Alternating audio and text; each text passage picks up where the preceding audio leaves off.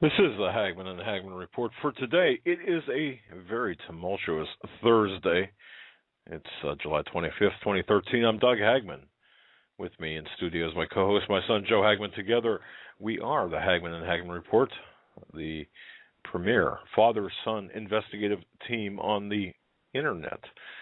Folks, you're listening to the only show where we present the news in a 3D format. We look beyond the headlines and bylines to bring you the news behind the news behind the veil of the distraction. We broadcast live each and every weeknight from 8 to 11 p.m. You can find us, of course, our home base on the Internet is homelandsecurityus.com. And also our neighbors to the north, I want to say hello to CanadaFreePress.com, where you can always find news that you won't find here in the United States. Very important link. That's CanadaFreePress.com. But our home base is HomelandSecurityUS.com. Thank you for joining us, ladies and gentlemen. Thank you for your investment of time in our show. We've got a very special show tonight. Our second and third hours, we're going to have a very special guest, a man who I just find very interesting. He's got a radio show of his own on Sunday nights. Mr. Dave Hodges of the Common Sense Show will be joining us for hours 2 and 3. But before that, Joe, we got some housekeeping to do. Welcome to the studio. It's good to see you in studio, of course. Well, as always. Yeah, I was going to say, I've been here. I actually kind of intimated that you were not here, but no, it's No, and yesterday I want to say this. I had a root canal done from 2 p.m. till 4 p.m., and then I came on and did the show. And by the last 45 minutes, I could barely open my mouth to talk. So I know we got some emails, people saying I sounded down or sad or whatever, different. Yeah, I had some face problems. The duct tape didn't stick. Okay, I tried, but it didn't stick. But no, feeling better today. Ready to go. Very excited about our guest. It was kind of last minute, but it's definitely worth it. Absolutely.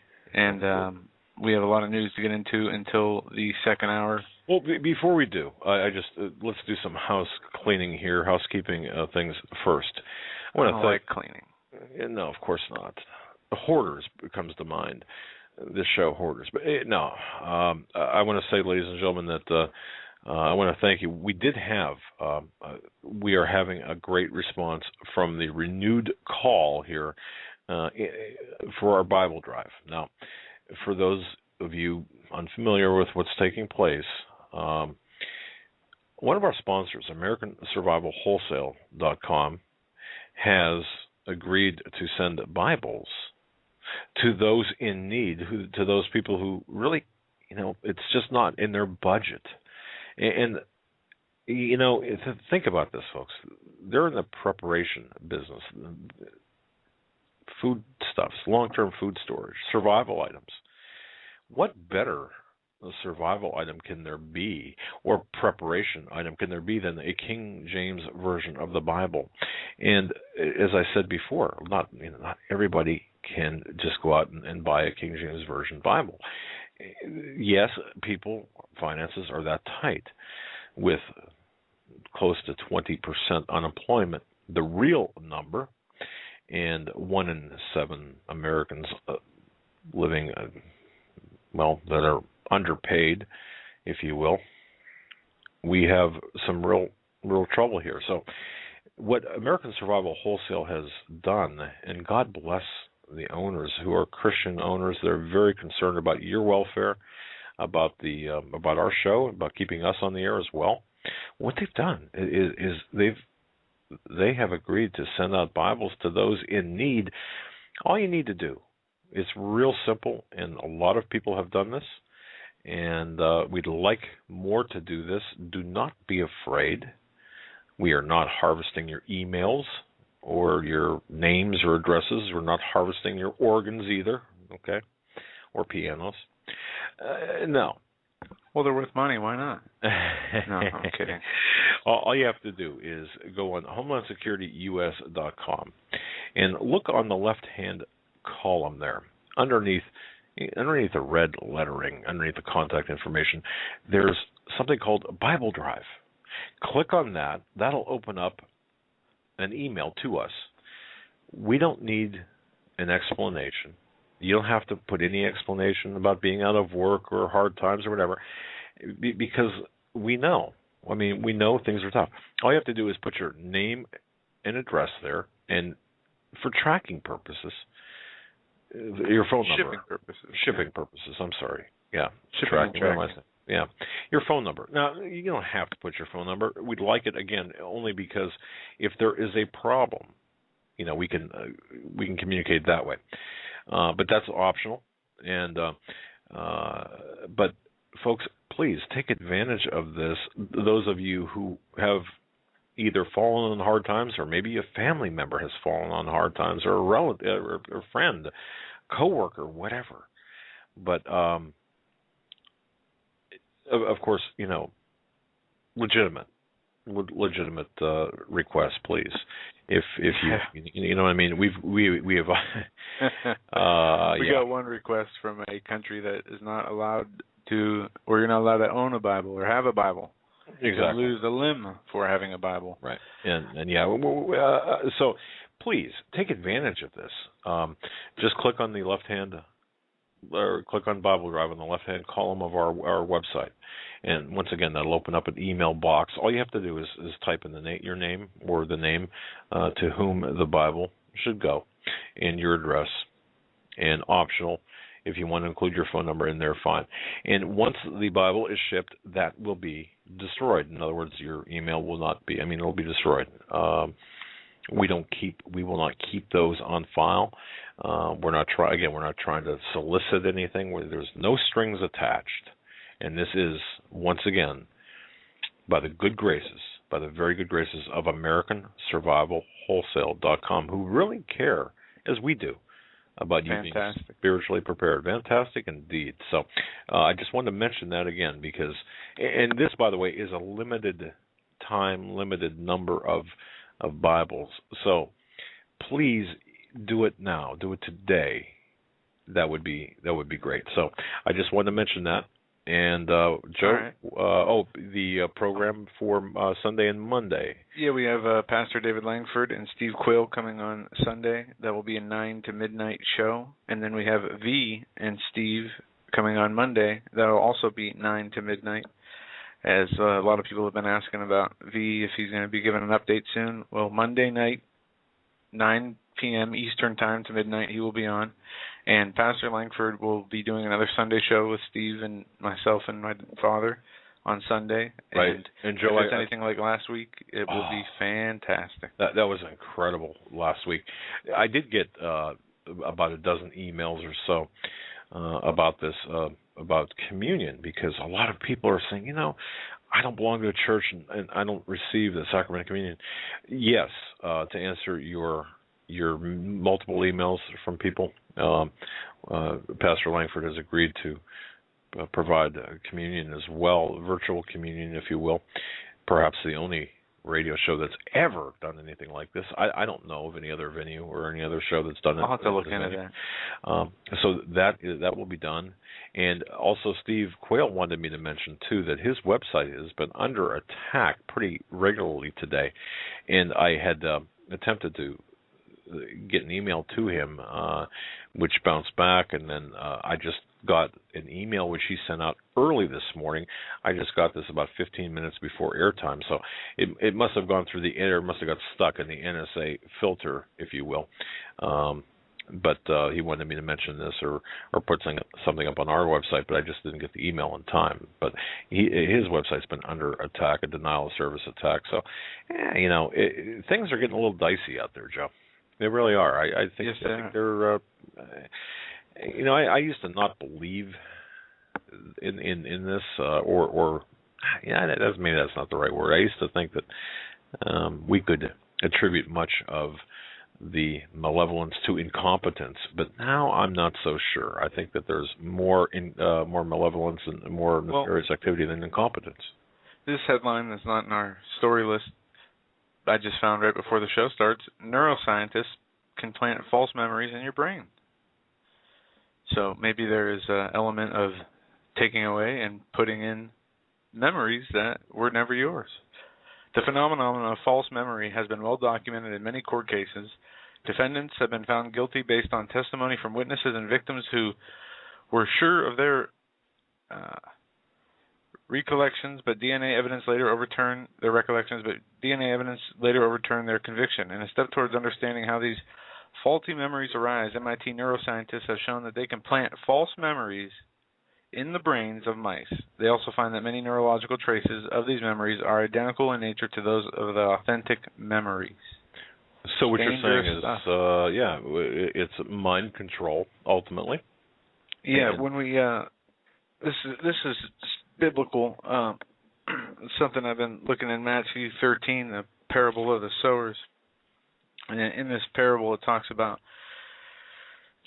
four different groups of seeds that are planted, and one of the groups of the seeds are planted in the stony place. Or we have one group that is some seeds fell by the wayside. We have some fell by the stony places. Some fell among thorns, and then some this is fell from the Bible, ground. right? Correct. Okay. And now the ones that this goes on, and Jesus explains why he talked in parables, and it says about taking the word out of your mind. It in the parable of these seeds. Let me find it here. Okay, he that received the seed by the stony places. Okay, here, Matthew 19. Okay, when anyone heard the word of the kingdom and understandeth it not, then cometh the wicked one, and catcheth away that which was sown in his heart. This is he which received the seed by the wayside. So it's saying, and those that received the seed by the wayside, the fowls came up and devoured them, it says, in the beginning of the parable, in verse 4, 13 verse 4. Then in 19 it gives the explanation. But it says that if you hear the word of the Lord, and you understand it not, then cometh the wicked one, and catcheth away that which was sown in his heart. This is he which receives seed by the wayside. And it goes on to say that if people will hear the words of the Lord, if people will understand them and convert, that Jesus will come down and make sure that will not be. It says, for the people's heart is waxed gross, and their eyes are dull of hearing, and their eyes have closed, lest at any time they should see with their eyes, hear with their ears, and should understand with their heart, and should be converted, I should heal them. And this is, I know it's kind of not a reach, but it's a little off topic from what this article says, but this article talking about planting memories, false memories, that look as those of authentic memories, identical to those of authentic memories, where you'd never know if something was taken away from you or implanted into your mind. The Bible clearly states that things can be taken out of your heart and your mind if it is not done correctly, if your understanding and your heart is not correct. You know what? Let me speak on this just a little bit, because people might think that this is really ridiculous, and especially in 2013, how can this possibly happen? Don't forget, the church committee back in the 70s had uncovered the CIA's use of MKUltra, or CIA's MKUltra, the Mind Control. In fact, a declassified CIA document, which was dated back in 1953, January 7th, 1953, as a matter of fact, describes actually the creation of multiple personalities in 19-year-old girls. These subjects, according to the document, these subjects have clearly demonstrated that they can pass from a fully awake state to a deep hypnotic controlled state. Now listen to this, by telephone, okay, by receiving written matter or by the use of code, signal, or words that control, and that control of those hypnotized can be passed from one individual to another without great difficulty. Now this is the CIA document talking about this.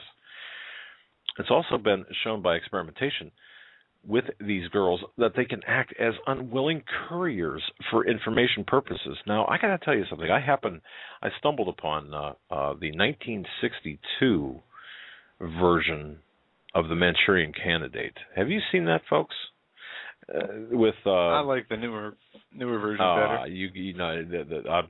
like color if I were to watch a movie. It has been a while. Kids today, right, kids. No, you've got to see the original version. In fact, my wife had recorded it for me, and I watched it, and I just think back to. Of course, that was long before the church committee got into the nuts and bolts of the CIA mind control programs. But to think that, and this is one of the conversations that I think we all need to have, to think that these revelations by the church commission and the fact that so much money and so many universities were involved in the mind control experimentation, so many doctors and so on, to think that suddenly, because of this exposure in this one area, it went away, it stopped. No, it didn't. Not even close. It's being refined by this maniacal machine, if you will, of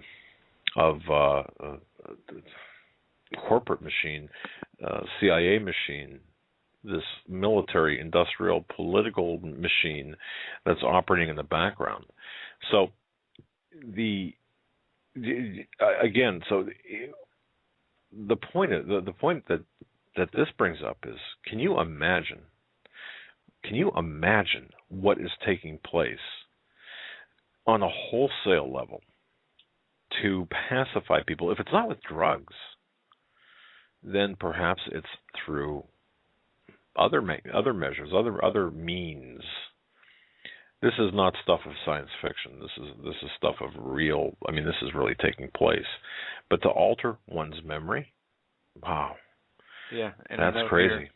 It is a known fact that chemotherapy in cancer patients plays a huge role in memory loss.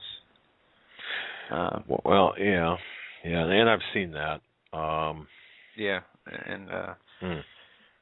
A lot of people do have cancer and they're going through chemotherapy.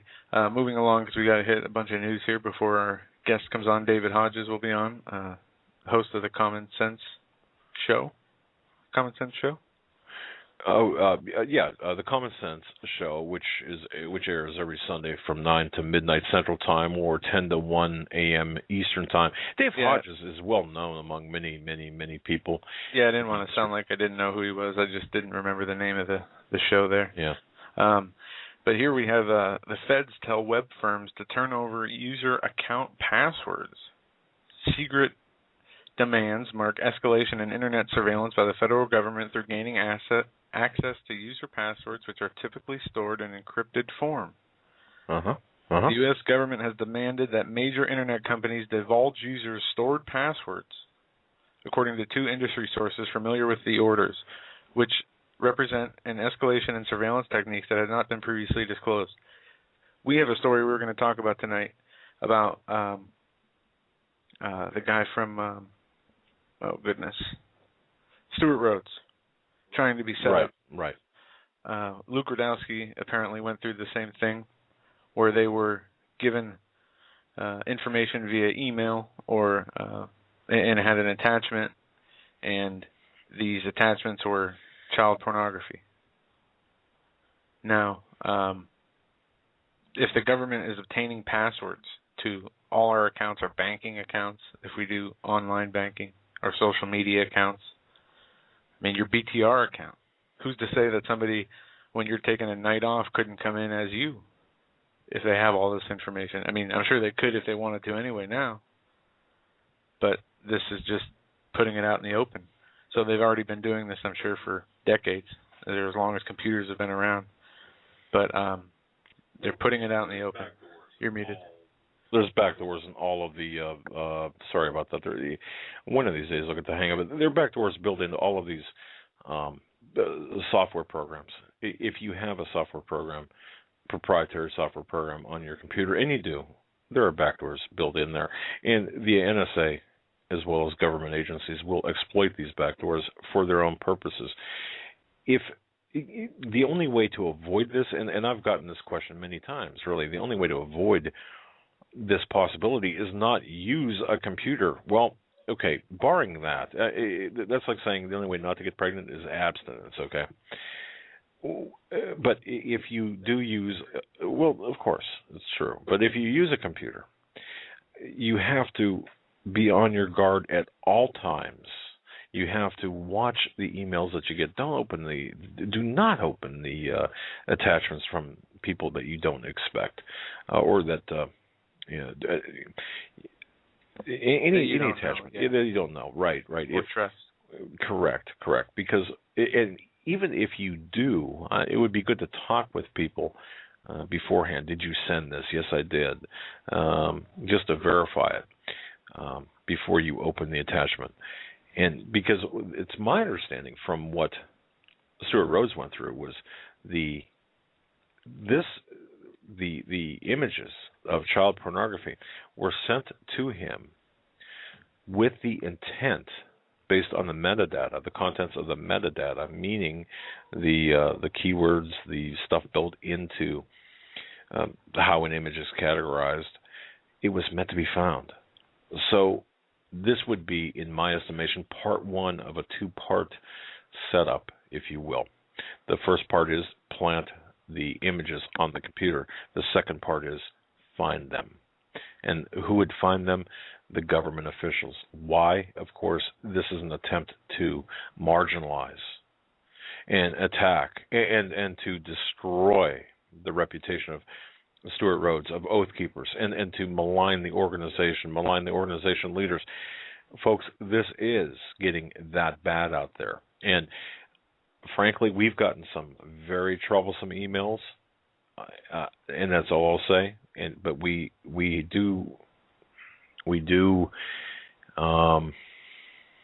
got ways of preventing, or I shouldn't say prevent, but we've got ways of handling these, identifying these. It's something that we have to really, really watch, because imagine us being a Christian show, for example, and suddenly you've got this revelation. Oh, well, Doug Hagmann, he was found with all these child pornography images on his computer. Just the mention of that and the breach of trust by the very nature that could present to listeners, that would be just devastating. And I just want to let people, well, obviously I want to let people know that not only would I never ever take my own life, I would never ever engage in the downloading of any pornography, let alone child pornography. So if you happen to hear something like that, my goodness, you know that something is extremely wrong. But just listening, folks, listeners, be very careful of the emails you receive and the attachments, and opening the attachments. Be very wary, because we are at war. That's right, we are, and it's not going to get any easier.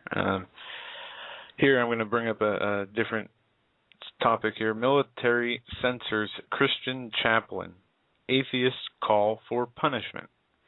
A Christian chaplain in the military is being officially censored for engaging in free speech, and anti-Christian activists are demanding he be punished. Lieutenant Colonel Keith Reyes is a Christian chaplain currently serving in the U.S. Air Force. He is stationed at Joint Base Elmendorf, Richardson, in Alaska. He threw his hands up in the air. Elmendorf? How do you pronounce it? I don't know. You're muted. All right. As an ordained clergyman whose duties are to provide religious instruction and spiritual counseling, he has a page on the base website called Chaplain's Corner. Reyes recently wrote an essay entitled No Atheists in Foxholes. Chaplains gave all in World War II. This is a common saying attributed to the Catholic priests in World War II, made famous when President Dwight D. Eisenhower said during a 1954 speech, "I am delighted that our veterans are sponsoring a movement to increase our awareness of God in our daily lives.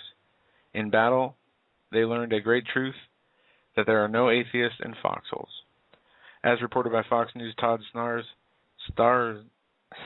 Starnes, when Reyes reinforced this famous line in his essay, the Military Religious Freedom Foundation contacted the base commander, Colonel Bryant Duffy, demanding that he take action on Reyes' anti-secular diatribe. Anti-secular diatribe.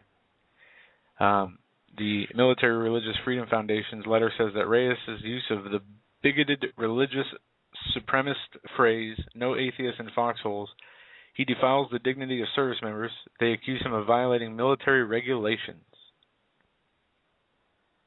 But this response, which again appears to be a violation of Reyes' First Amendment rights, is insufficient. It goes on to say, nonetheless, that 5 hours after the complaint, the essay was removed from the website. Duffy had profusely apologized to the MRFF for not stopping this religious leader from sharing his religious thoughts. Well, okay, here's my first issue with this. Number one, this comes from the United Kingdom. This comes from the Mail Online. Yeah. UK Mail. Now, why this comes from Breitbart? Well, okay, but it began with in the United Kingdom. What I want to know is why. Why is information like this or articles like this? Why are these being censored? Right. Why is the fact that this is being classified or called hate speech? Now, it's not bias. I mean, it's not being called bias or whatever. It's being classified as hate speech. No, Mickey Weinstein, his organization is this military. What is it? The MRFF.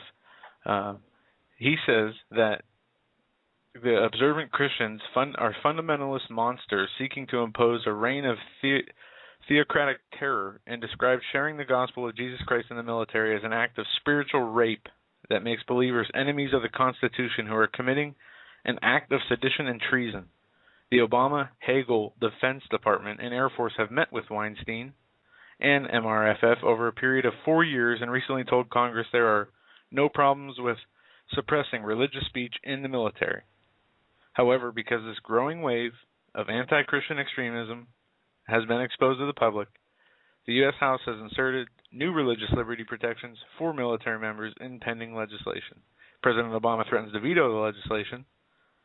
Reyes' story makes it more likely that Congress will stand its ground and fight to protect the religious liberty of him and countless others in the military as those service members continue risking their lives to fight for all Americans. As the article goes on to end.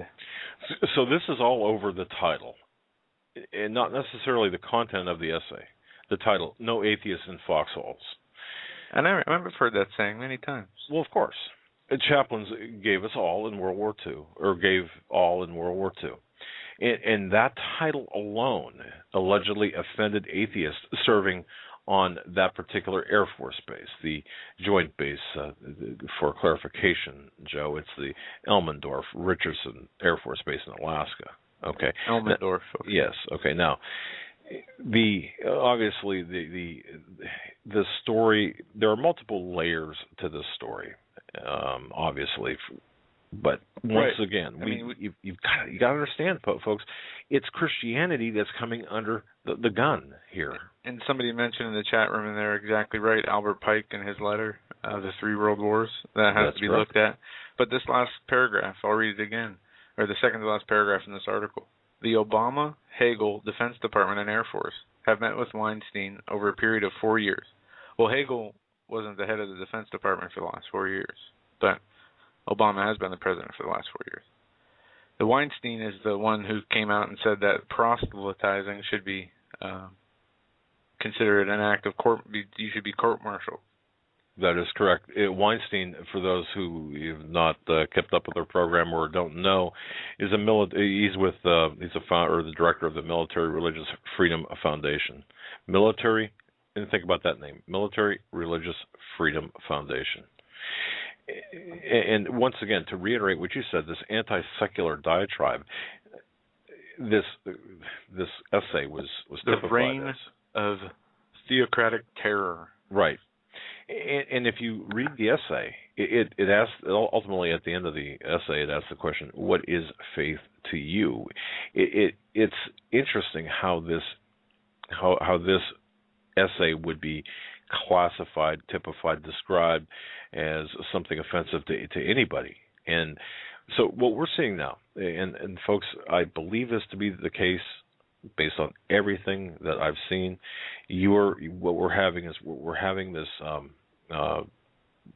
this people like Weinstein and this foundation coming in, waging war against Christians, specifically the Judeo-Christian faith, replacing, and by the way, elevating Islam or the Muslim beliefs, elevating that to a protected status. You see, if this would have been about Muhammad or about Islam, it probably would not have gotten the attention from Weinstein and his fellow cohorts. Now, Ron Cruz, the executive director of the Chaplain-Alliance for Religious Liberty, said that the chaplain was well within his duties to write an article about faith in general. And, of course, that's exactly what he did, faith in general. To say everyone has faith is correct. And atheism, by the way, is classified as a religion. And he's a chaplain. Right. It's his job. Right. To do what he's doing, to spread the gospel, to share his understanding, what he's been shown by the Holy Spirit from the Lord. Chaplains have the religious people. liberty. Right. They've got the religious liberty to speak to issues. How can you tell somebody who is, quote unquote, protecting the freedoms of America that they don't have the same freedoms as Americans? That makes no sense. I really think that we're going to see a point in time where, if you're a Christian, the environment in our military, especially created by Obama, this Obama regime, where they embrace the homosexuals, they embrace all forms of perversity, yet they kick out the spirituality, the Judeo-Christian element here. If you're a Christian, I suppose you're not welcome in the doors of the military, or it's going to be such a hostile environment that you're not going to want to be there. So what are they creating? You're not welcome in the New Age. And of course. Is the New Age, as you know it, what we call the New Age religion. They call it when I say they, I mean the New Agers, the Satanists, the occultists, call it the Age of Aquarius. And it is upon us. I mean, it is here. And in the Bible it references. Jesus made references to the ending of the age and what that would bring. You know, somewhat of a segue to another story. I don't know whether you heard about this, but college Republicans were denied admittance to a speech Obama gave in University of Central Missouri yesterday. Now think about this. President Obama, boy, did I just say that? He was looking for, obviously, a warm response from the audience who were attending a speech at the University of Central Missouri yesterday. Why? Well, some students who disagreed with him were not allowed into the building. Folks, look at what's taking place here. And what's the stated reason? For his protection. Anyone wearing, by the way, a Tea Party T-shirt or others who wore, listen to this, anyone who wore patriotic or Republican-inspired clothing. Now, what does that mean? Okay. What is patriotic clothing? Does that mean that if you've got let's say when we wear suits, and of course we've got flag pins, in American Israel flag pins and what have you, but for lapel pins. But explain to me how this is even how the media is not really handling this properly. Once again, because this is outrageous. They play along the left-right lines, but they really they don't exist. And this is dictatorship. In this article, the odds of admission improve if you're wearing an I Heart Kim Jong-un campaign button. Right.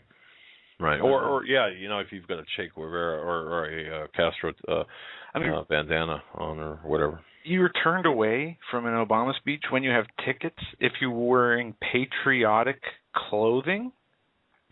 Well, this shows that the allegiance is not to the country, but to the man. It's not to the country, or the republic, or the Constitution, but to the man and the agenda, which is antithetical to the Constitution, which is antithetical to anything deemed patriotic. How can anyone possibly defend this at all?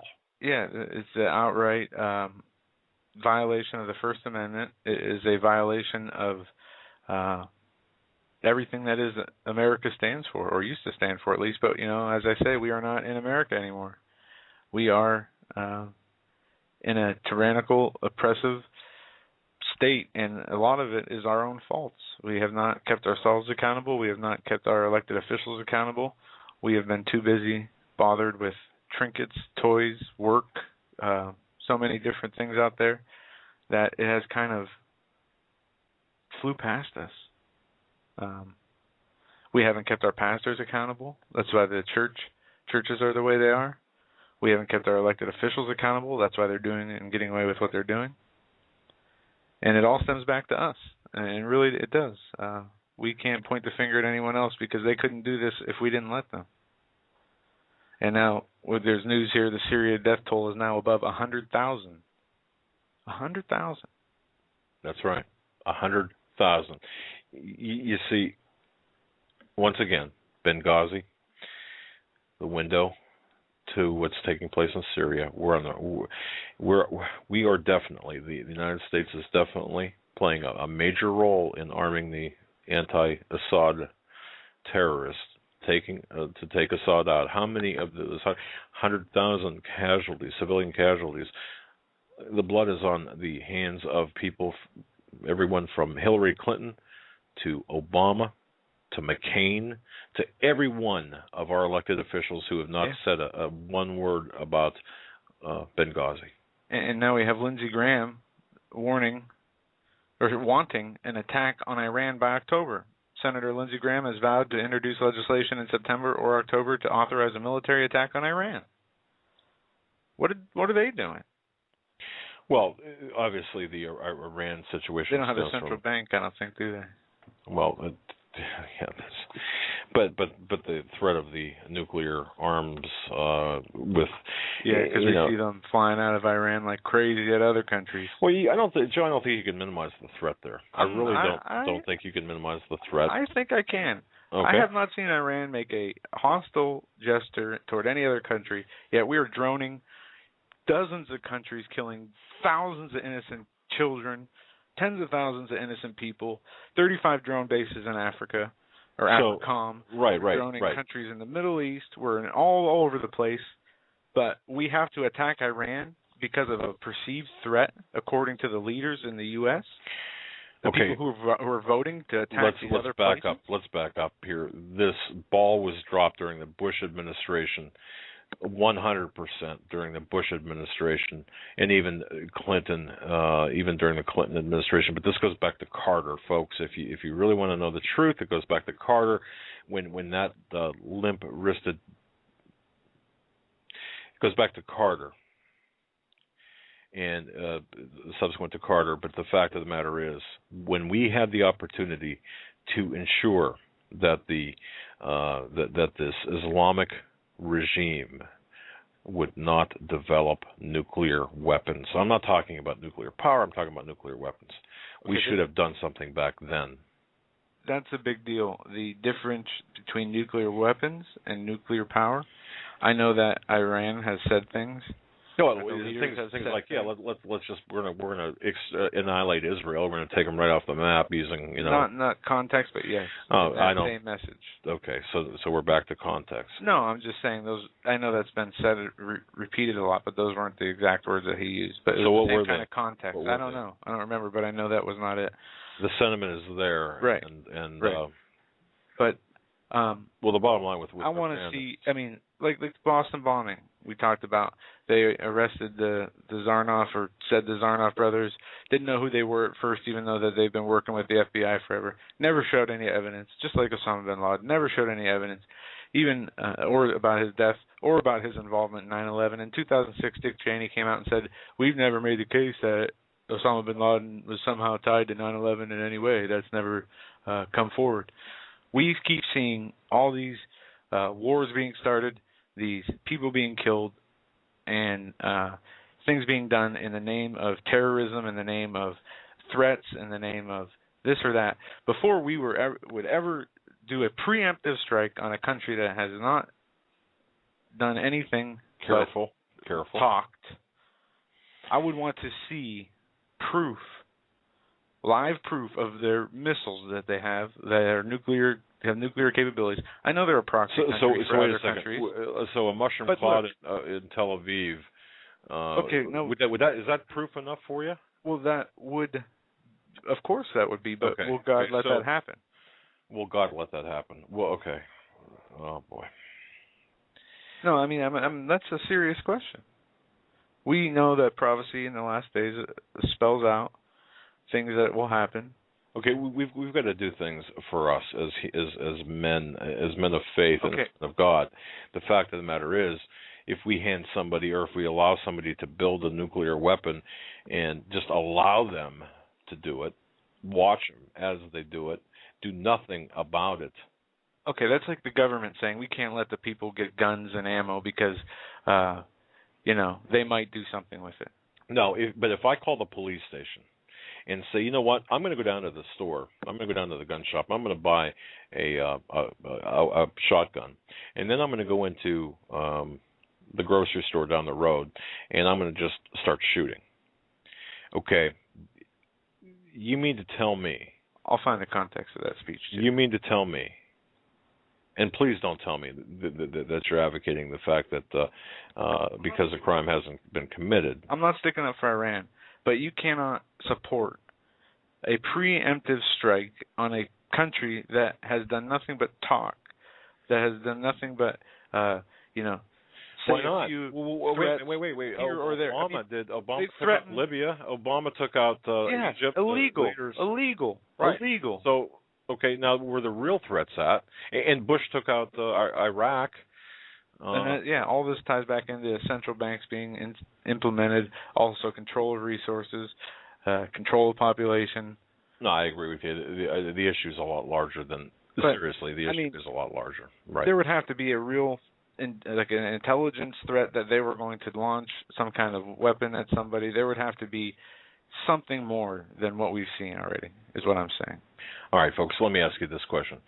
Does this sound like conversation that you might have with your family members, your friends, your neighbors at your kitchen table?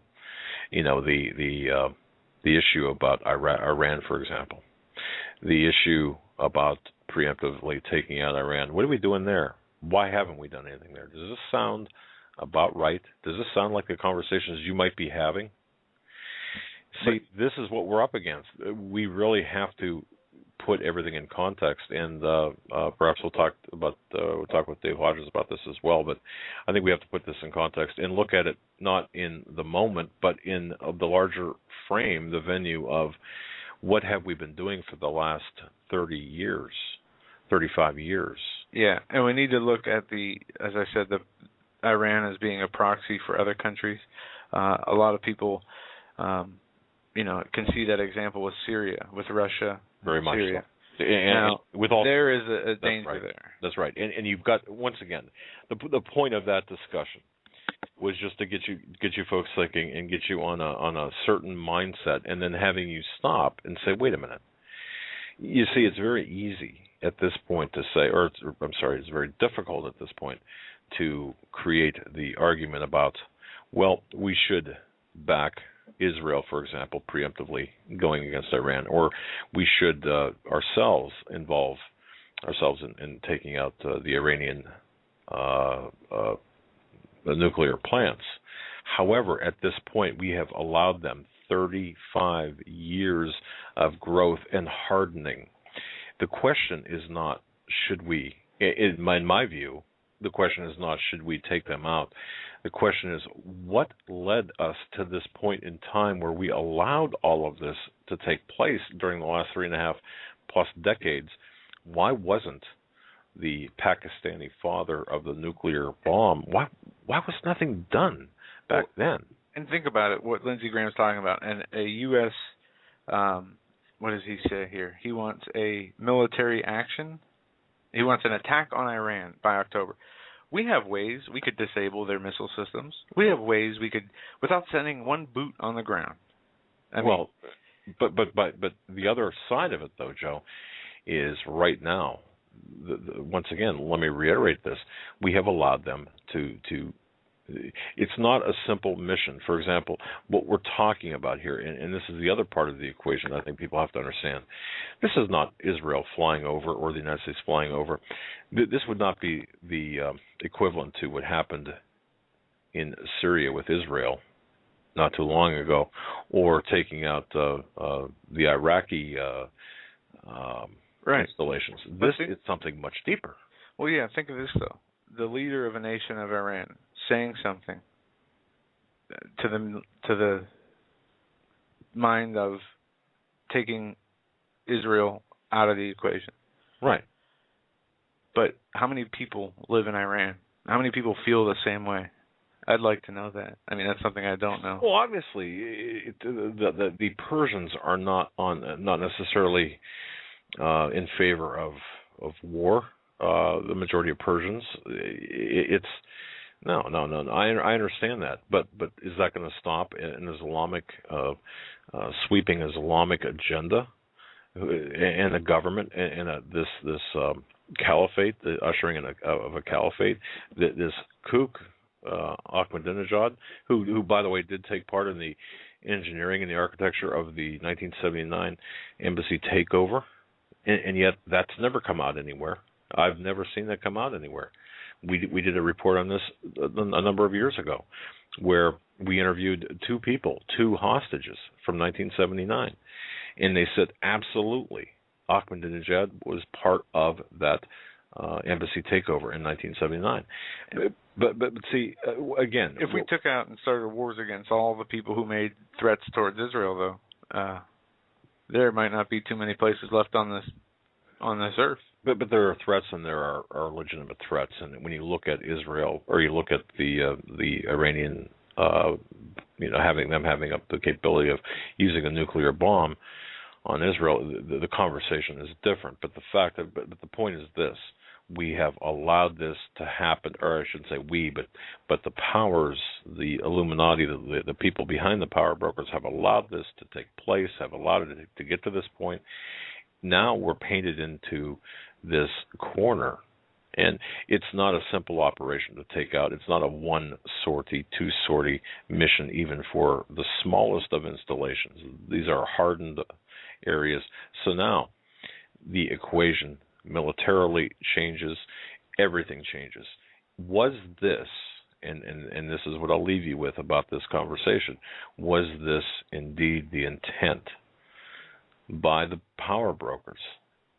Was to set up this third world war, as evidenced, or as illustrated in the Pike letter, and this is what we're talking about. So when you have a conversation with somebody at work, or your neighbor, or your family member, and you talk about Iran and Israel and the threat Iran poses to Israel, my point is this: there is so much more to that question than can possibly be addressed in a conversation. So you've got to be armed with that. The matters of history, I believe, it's my view anyway, a very humble view, that you've got to understand that we are playing a game of chess, global chess, not checkers, but global chess. I don't know if we're playing the game as so much as watching it play out. We're pawns in the game. And if you want to get a good idea of historically what's taking place, William Guy Carr has written a book, or had written a book. It's quite old now. I think he wrote it back in the 50s. Pawns in the Game. I was just looking for it here on my bookshelf here in the studio. I don't have it right handy.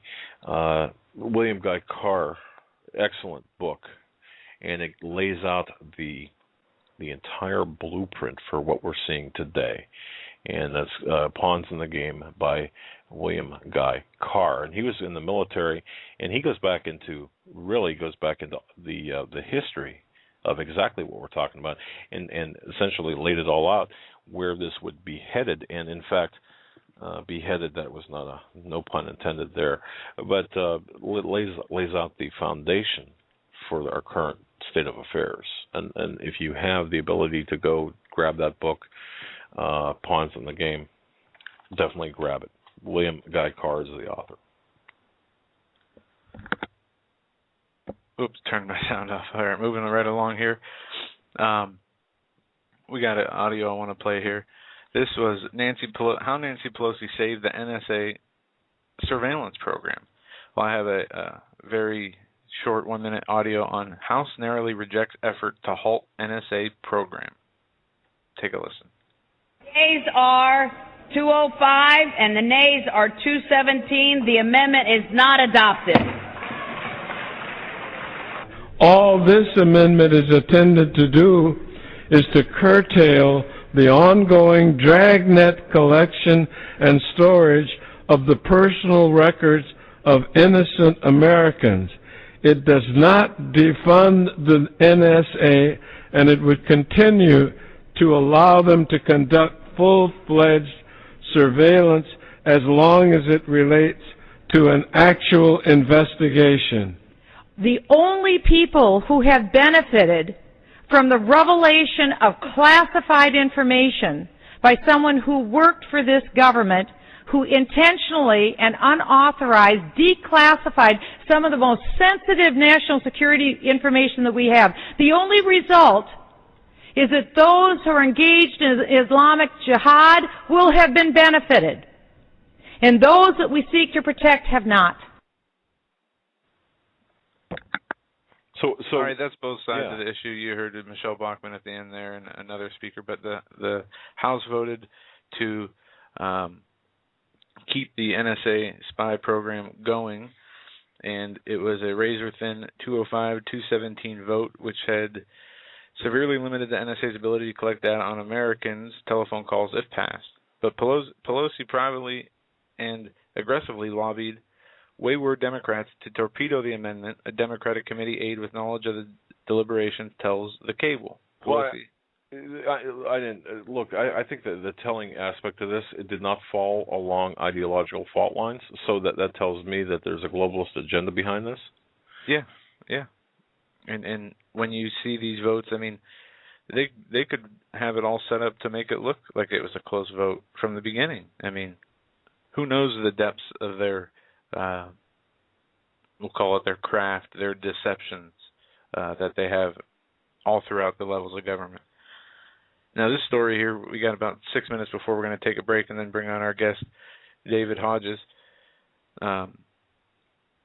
Depleted uranium found in a Florida airport, evacuations ordered. Portions of the airport in Miami, Florida have been evacuated after depleted uranium was found or was discovered early Thursday. Firefighters have cleared a 150-foot area of the Opa-locka Executive Airport in South Florida after a 55-gallon drum located either on or near part of the dismantled aircraft was discovered to be containing exposed depleted uranium, NBC6 South Florida reported.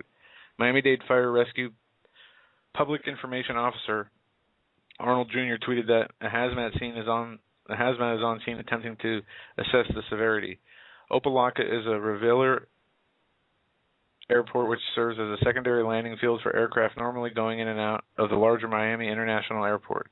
Now, depleted uranium is a radioactive product used in military munitions and fusion bombs and is regulated by the United States Nuclear Regulatory Commission. Earlier this week, RT reported that the U.S. military's use of depleted uranium during the war in Iraq has led to a sharp increase in cases of leukemia, birth defects, according to some local doctors. After the start of the Iraq war, rates of cancer, leukemia, birth defects rose dramatically in Najaf.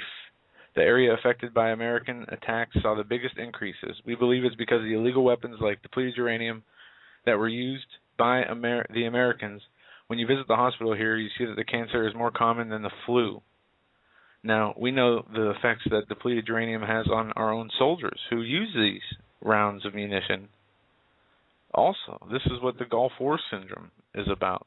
The depleted uranium was allowed it was allowed to be used as a way to get rid of waste, from what I can tell. and to get rid of another waste they see, which is people, by putting this into the ammunition, into the rounds and munitions used. And from my understanding, this is just as dangerous and deadly as Fukushima. Standing on the, east coast of Fukushima. If you're sitting here firing off these DU rounds, you start to breathe this stuff in, you're going to die one way or another from it. If something else doesn't kill you first, but it will kill you. Well, yeah. From my understanding. Well, ultimately it will, and the studies with depleted uranium, and especially Gulf War syndrome, the soldier complaints related to it. There's an enormous amount of legitimate studies, numerous legitimate studies done about the connection between Gulf War syndrome and the health problems of our returning vets and depleted uranium. But so what was it doing? What was a 55-gallon drum of depleted uranium doing at the airport in Florida? That's my question. Did they even ask the question? There you go. And from this article, no. Of course not. Why not? Where was it going? Where was it coming from? What was it doing there? So, exactly. We don't have. Yeah. Whose plane did that get off of, or whose plane was that on? Who brought it in or out? Brought it in or out of the airport? This can all be traced, as we now have the security blankets, not only the highways, our street corners, but especially airports. We've made a couple trips to our local, very small airport for different reasons other than traveling recently, and every 5 minutes they would play this TSA message. There were TSA and police officers that would stand outside, and we're talking about a place that's not busy at all. But the security was there. They have gates that let you in and out when you drive in and out, certain parking designations, and for this just to show up at an airport in Miami and then have to have people evacuate. And like you said, the real questions are not being asked, and that makes me want to ask them. So maybe we can get some answers or some semblance of it, or something that looks like an answer if we start doing some digging and asking some questions, which we'll try to do. And I think it's important to note that 1 out of every 3 veterans from the first Gulf War, 1 out of every 3 are classified as disabled. Think about that.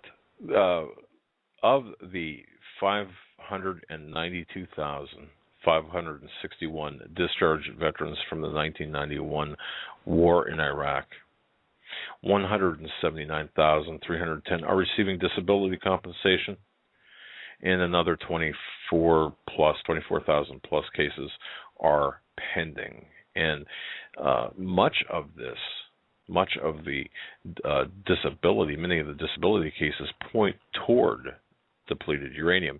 And of course, just one thing that people should understand, as a gas warfare instrument, the radioactive material would be ground into particles of microscopic size to form dust and smoke distributed by ground fire projectile, land vehicles, or aerial bombs. Now, that's from a 1943 memo, and if you advance to 1991, well, these radioactive materials could very well exist in the munitions, particularly the .30 caliber style and others, but the damage that's being done to the soldiers, and who, by the way, who allowed this to deplete uranium to be used in Iraq? Well, I once again go back to the 1991 Gulf War. Who was in power back then? Of course, it was George Herbert Walker Bush at the time. Now, was there ever, just follow the money. I guess in closing, because we're at the top of the hour, we can't get into this further. Folks, follow the money. Folks, you're listening to the Hagmann Report on this, the Thursday edition, July 25th, 2013 edition of the Hagmann Report. Coming up is a guy that you folks know. I know you know.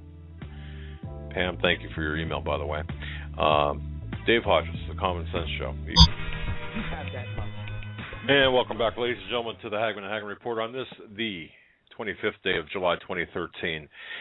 I want to welcome the stations picking us up for hour number 2 and 3. Welcome, folks. Welcome, listeners, that we heard from today in Spain and Portugal.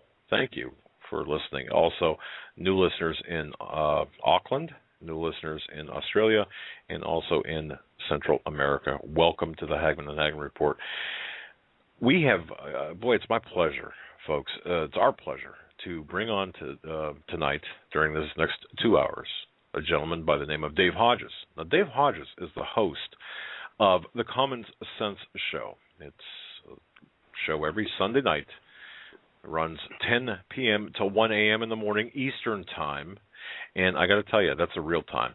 Of course, he'll tell you it runs from 9 p.m. to midnight Central Time. That's kind of the fake time. But no, seriously, Dave's an award-winning. Dave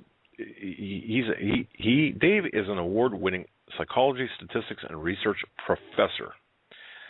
I can't even say professor, and this guy is a professor.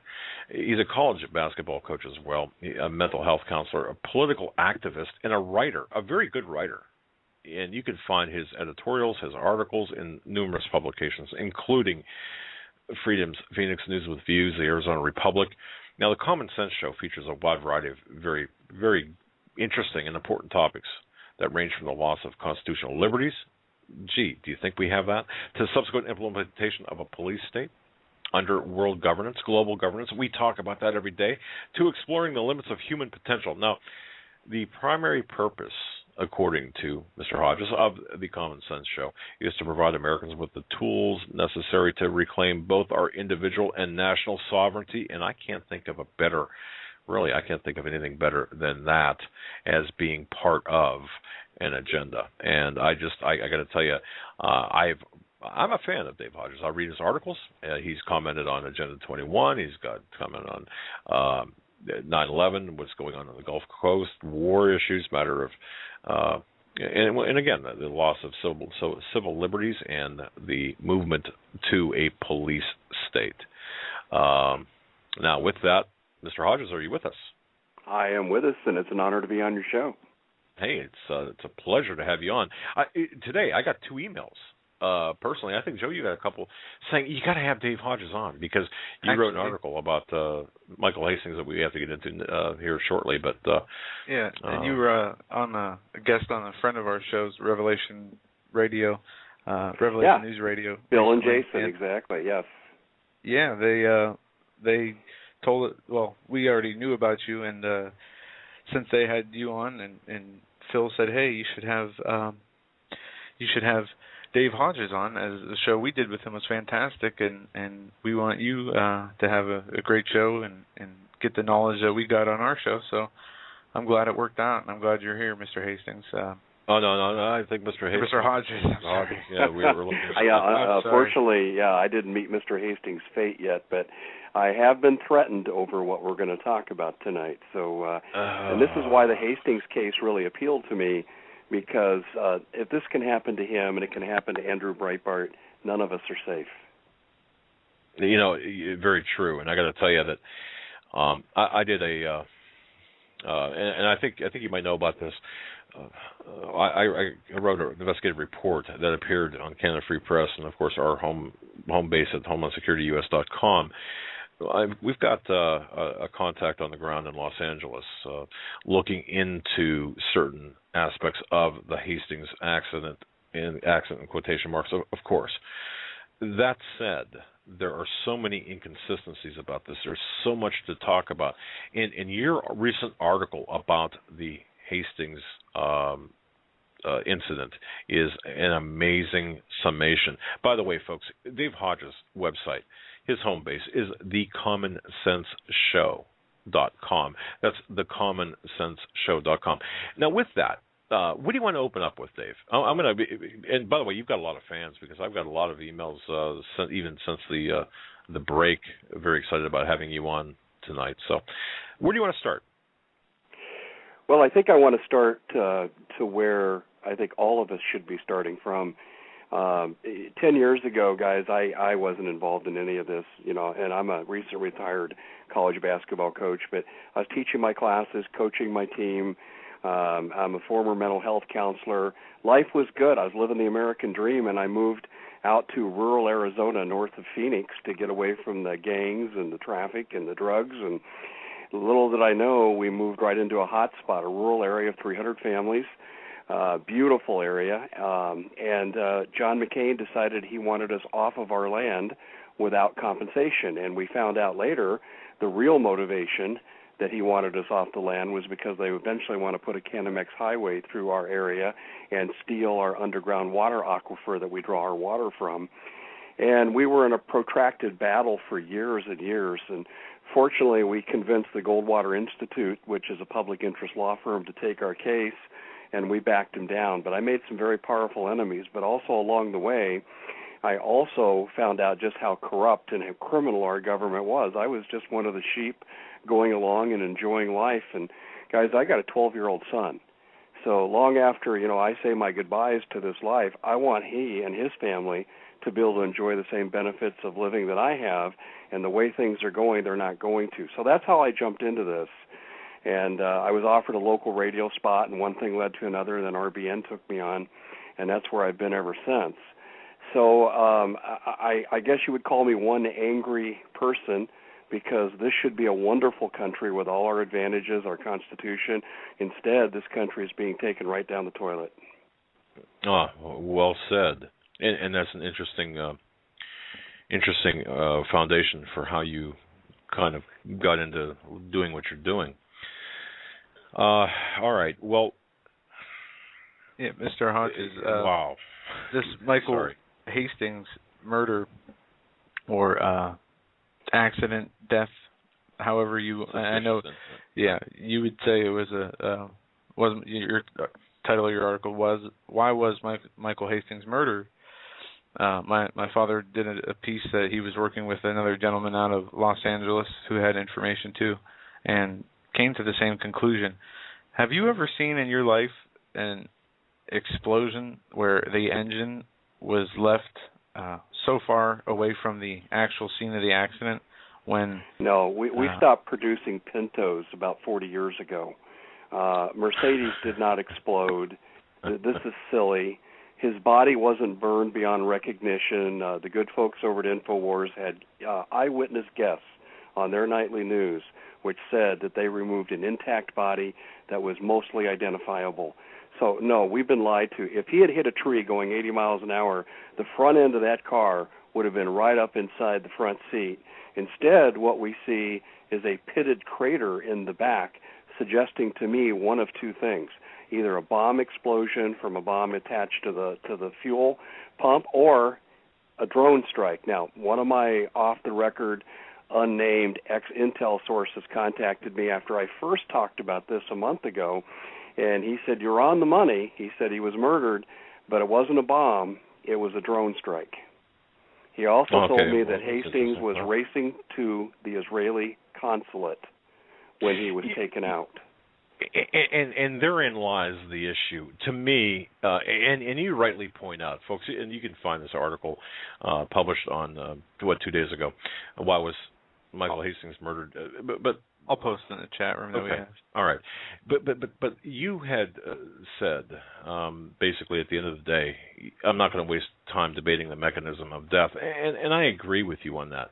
The fact remains that Michael Hastings is dead, and he was probably killed by the CIA, and I want to know why. And we do too. And this is where your article gets extremely interesting.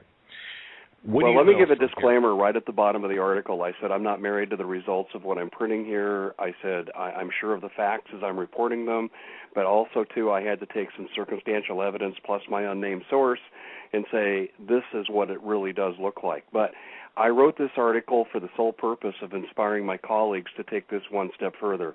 I refuse to live in a country where journalists are murdered for investigating what they should be investigating. And this is a heinous crime, and I am personally offended by this, and I'm making this a personal crusade. This is why I wrote the article, because I didn't see anyone else taking it to this level. But essentially what I have been told, and I'm getting also more independent confirmation on the ground from other journalists who knew Michael Hastings, including 2 people who were working with him at the time of his death, that he did indeed have contact through WikiLeaks with Snowden. And Snowden had shared, supposedly with Hastings, what he knew, and Hastings was selected to be the conduit to release the information, which makes perfect sense. Snowden's not a media guy. Hastings took down a general. He took down a CIA director. He would be the perfect guy to break this story. And I've been told that the most likely conduit through WikiLeaks to put these two together was a guy named Israel Shamir. And boy, we could do a whole show on who Shamir is. I mean, I am convinced he's a double agent, and he has ties into Russian media, and that puts him in with the KGB. I believe he has ties into the Mossad. From what I'm finding, he has 4 different aliases. He was the one, through his son, his Swedish son, that broke the Bradley Manning tapes and got those released. So this is his territory. And when I was told that he was the go-between, this made perfect sense to me once I started to research who Israel Shamir was. But this is when you jump to the bottom line, and then we can kind of fill in the gaps in between. We've got Snowden sitting in Russia, and Putin has control over him. And Putin, therefore, has control over the release of information. Now, if we think that Snowden's revelations that the NSA spying on us is somehow novel and we should all jump up in shock and roll our eyes, it's crazy. I've known about Echelon for 20 years. Snowden, and I've said this all along, has a lot more than what's been released. And what I've been told that he has that's been not been released is the series of false flag attacks that are coming to the United States this fall. And this is why Hastings, in my opinion, had to be killed. Snowden is already under the control of the Russians. That's a blackmail event for Obama. And therefore, you notice that Obama's backed off his war posture, the strength of his war posture with Syria and Iran since the Snowden affair. That's not an accident. Putin is blackmailing him. If you had had Hastings get to the Israeli consulate with this information, now you would have had 2 world powers that could blackmail a U.S. president. That's why Hastings had to be taken out. And that's the only thing that really makes any sense to me as I look at this. So I've been told this is about a series of false flag operations. Now, the sources I've talked to are not sure exactly where the false flag operations will take place. But I've been writing about this for over a year. I think Chicago is the number one target for a lot of reasons. One, you've got Rahm Emanuel, who went to Chicago to become a mayor after having a lofty position inside the Obama administration. That makes no sense unless this secretive Mossad agent could facilitate a cover-up, turn off the right security cameras, manipulate the media in the early critical hours following a false flag. I believe they beta tested this false flag in the NATO conference in May of 2012. When South Chicago went under martial law, they were making emergency plans to evacuate most of Chicago. That's on the record, and I documented it in my article that I wrote today as an update. So you've got those 2 points, and then you've also got the fact that Obama is not returning to Chicago in 2016. He's selling his Hyde Park residence, and he is purchasing or has purchased property in Hawaii. And I found that to be another connecting dot. And then you find the gentleman called Jeff Joe Black, a guy who I know and knew fairly well. He and I had multiple phone conversations, and then he finally agreed that he would come on my show and reveal that Rahm Emanuel was there to facilitate a false flag attack in Chicago. He had really good information, and then a week before he was to come on my show, he backed out and said he was going into hiding. While he was in hiding, and I document this in the article I wrote today, he was murdered. He was thrown off a bridge overlooking a highway. The article reported it as an accident, but they said in the article the Philadelphia police were investigating it as a homicide. When you start connecting all these dots, that's why Chicago has jumped to the front of the crowd in terms of where I think a false flag attack could be initiated. But my ex-intel source told me, he said, on this one, his word is they have multiple targets planned, and they're going to go with the least path of resistance when they start initiating this. Now, why false flag? And this is really the $64 million question. Why was the Obama administration so hell-bent on a false flag? I've got on good authority that Obama is really under pressure to settle the Syria-Iranian situation and basically restore the petrodollar, because we know that Iran has been selling oil for gold to India, China, and Russia, and he's been under orders to stop it. The Chinese and Russians intervened, said they would nuke us last year if we invaded. He had to back off that. He's tried to use al-Qaeda, as he did in Libya, to overthrow Assad. That's not working real well, and now he's had to back off from that posture because Snowden's under the control of Putin. But you noticed in May, gentlemen, when Snowden's revelations came out, other things came out at the same time, and they're blackmailing Obama, and I'm saying the global elite are blackmailing Obama to get him off the mark to do something about Syria. You had the IRS scandal, you had the AP spy scandal, you had all these scandals, 5 Watergate-type scandals at one time break. That's too big of a coincidence for me to buy.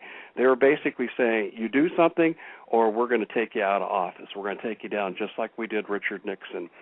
So I think where this all leads, and then we can kind of kick this around, Obama's desperate. He's like a wounded, cornered animal right now because one word from Putin and the Russian Foreign Ministry about what Snowden has and why Hastings was killed, this president's done.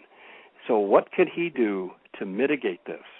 You start your false flag attacks. You get the country into martial law lockdown where you absolutely have nothing that the country can do to strike back. And then you take the country into a third world war and you engage the Russians and the Chinese in terms of attacking Syria and Iran. Now, that's my operating hypothesis. It's certainly open for speculation, but the facts are really leading us in this direction. Folks, our guest is Mr. Dave Hodges. He is the host of the Common Sense Show. His home base is the commonsenseshow.com. That's thecommonsenseshow.com. And that, of course, can be heard every Sunday night from 9 to midnight Central Time. Dave, your working hypothesis sounds right on the money. Of course, the Benghazi situation kind of plays into this as well because we know that Benghazi was the largest, one of the largest, if not the largest, CIA weapons running operations in North Africa and all throughout the Middle East. And, of course, it was our State Department, CIA, if you will, that were running the weapons from Benghazi to Derna and up into Syria using Turkey as a staging area. And, of course, based on my research and my contacts, the Benghazi attack in the Benghazi CIA Operations Center was because of this very issue where we were arming the anti-Assad rebels, and of course Putin warned us to stop, and in fact that was one of the reasons why the Turkish ambassador went to meet Stevens at the compound. Now, that said, all of these dots seem to be connecting. I mean, it seems like we are now getting a clearer picture as we step away and look at all of these events in the context of, well, like you're talking about, as opposed to each event individually. Yeah. Well, go ahead. Don't you find that the release of all this information within a 14-day period is a little bit more than coincidental in terms of the scandalous qualities of them? Oh, yeah, and they're not just merely scandals. They're crimes, in my estimation, the IRS criminal activity, and everything else. Yes, absolutely. It's much more than a coincidence. But this is all part, but what you're saying, though, with what I'm hearing, you're saying this is all part of kind of a squeeze technique against Obama. Is that what? That's how I see it. Yeah, that's to me. I mean, who would have put these 5 scandals out? Well, the global elite. What do they have to lose right now? Well, it's the petrodollar. That's being undermined by Iran and the BRIC nations. So let's get back on the stick here, and let's take care of Iran. This is why we attacked Iraq, because they were doing the same thing. They were selling oil for euros, and that got Saddam invaded. So this repeats itself. Yeah, absolutely. Yeah, exactly. Yeah, Libya, Gaddafi wouldn't play ball with the central bankers. He basically told the International Bank of Settlements where to go and what to do when they got there, and he said that we want nothing to do with your central banking. We're out of debt, and you saw what happened to him. Yeah, and Dave, the Benghazi thing, and let me just validate my unnamed source and how credible he is. There were 3 people that I found that broke what I'm going to say to you back in the post-Benghazi situation. It was you guys, it was Alex Jones, and it was me. And my unnamed source told me that there was almost a military coup in the Middle East when General Ham, the commander of AFRICOM, had decided in unison with Admiral Guyette, the commander of Carrier Task Force 3, to launch a rescue mission to rescue Ambassador Stevens. And they were both arrested by their number 2 in command, who were both CIA. And that is as close to a military coup as I've seen in my lifetime, where you have 2 senior command battle theater leaders conspiring to obey an executive order from the president and the defense secretary.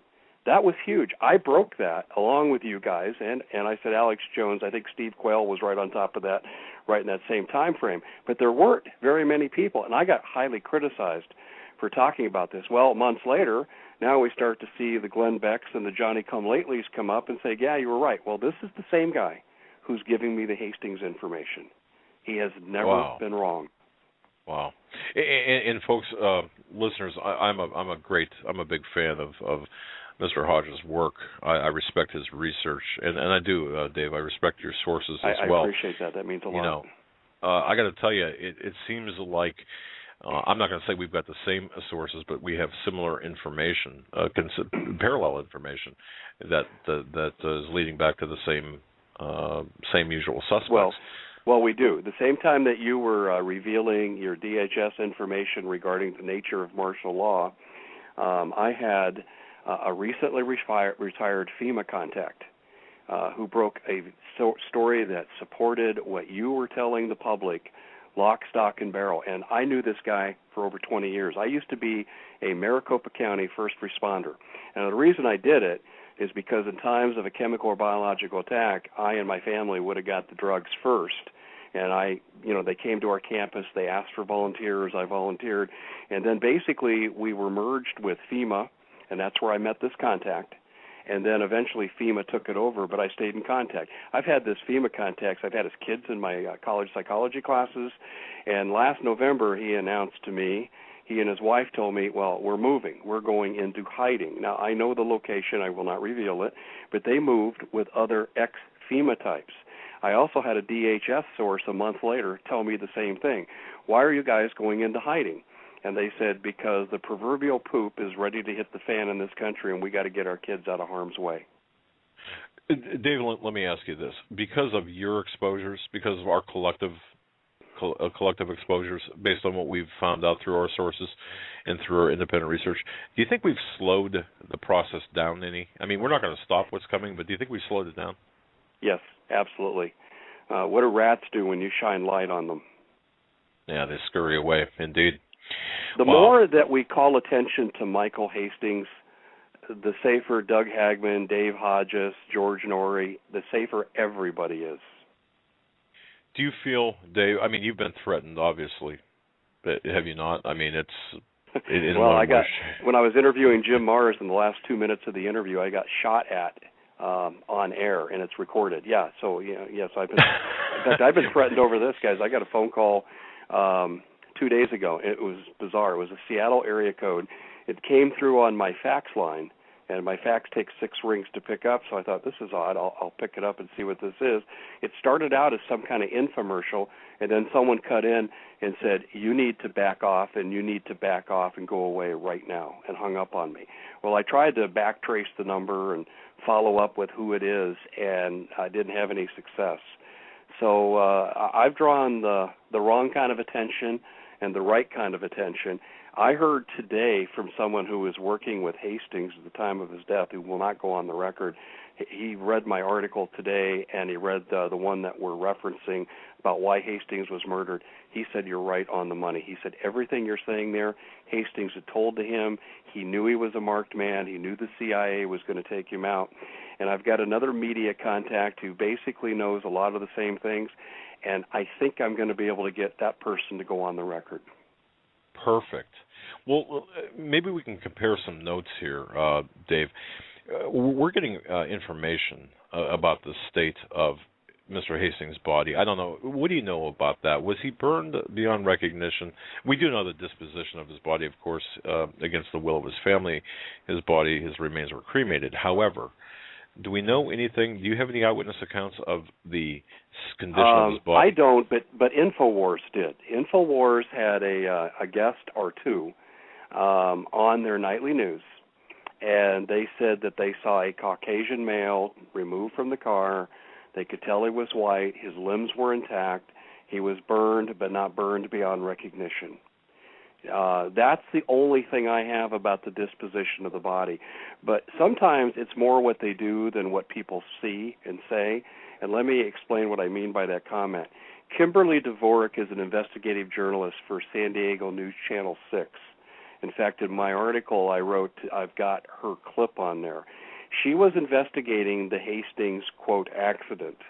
And as she got closer to why was the body cremated against family wishes, what's the family saying, what did Jennifer Robinson, the WikiLeaks attorney who had just spoken with Hastings only a few hours before, what is she saying? And Dvorak said on air that she was threatened and told to back off. Wow. Okay. I think that's significant given how she was going about her investigation. Well, we're going to follow up with that as well. You know, we've got a couple of areas that we're following up with the two on this, and I'd be more than happy. Both Joe and I'd be more than happy to share with you the information we get, because this is critical. I think that the silencing of the people who want to expose the agenda of what's really taking place in this country. I mean, I really believe all of us are. I don't want to overstate, over-dramatize this, but all of us are putting ourselves out there a little bit where perhaps we shouldn't be. And for you to get shot at, I got to tell you, that's that's not exactly a subtle warning, to be sure. Well, even the circumstances around the shooting and the police response after the event were curious. If you'd like, I could tell you about the experience, because I think it's noteworthy. Because it speaks to Homeland Security's interference. I have two homes. I have the one I live in out in the country, and we still maintain a residence that we moved from in suburban Phoenix. And I was broadcasting from suburban Phoenix, and my family was there. A lot of my sister-in-laws, 3 of them were there. My mother-in-law at the time, who's now passed. So we had a house full of about 10 people, and I was upstairs broadcasting. And we were coming to the end of the interview, and I had to have Andy DeRiso, my news director, finish the interview, because I said, guys, I'm being shot at here.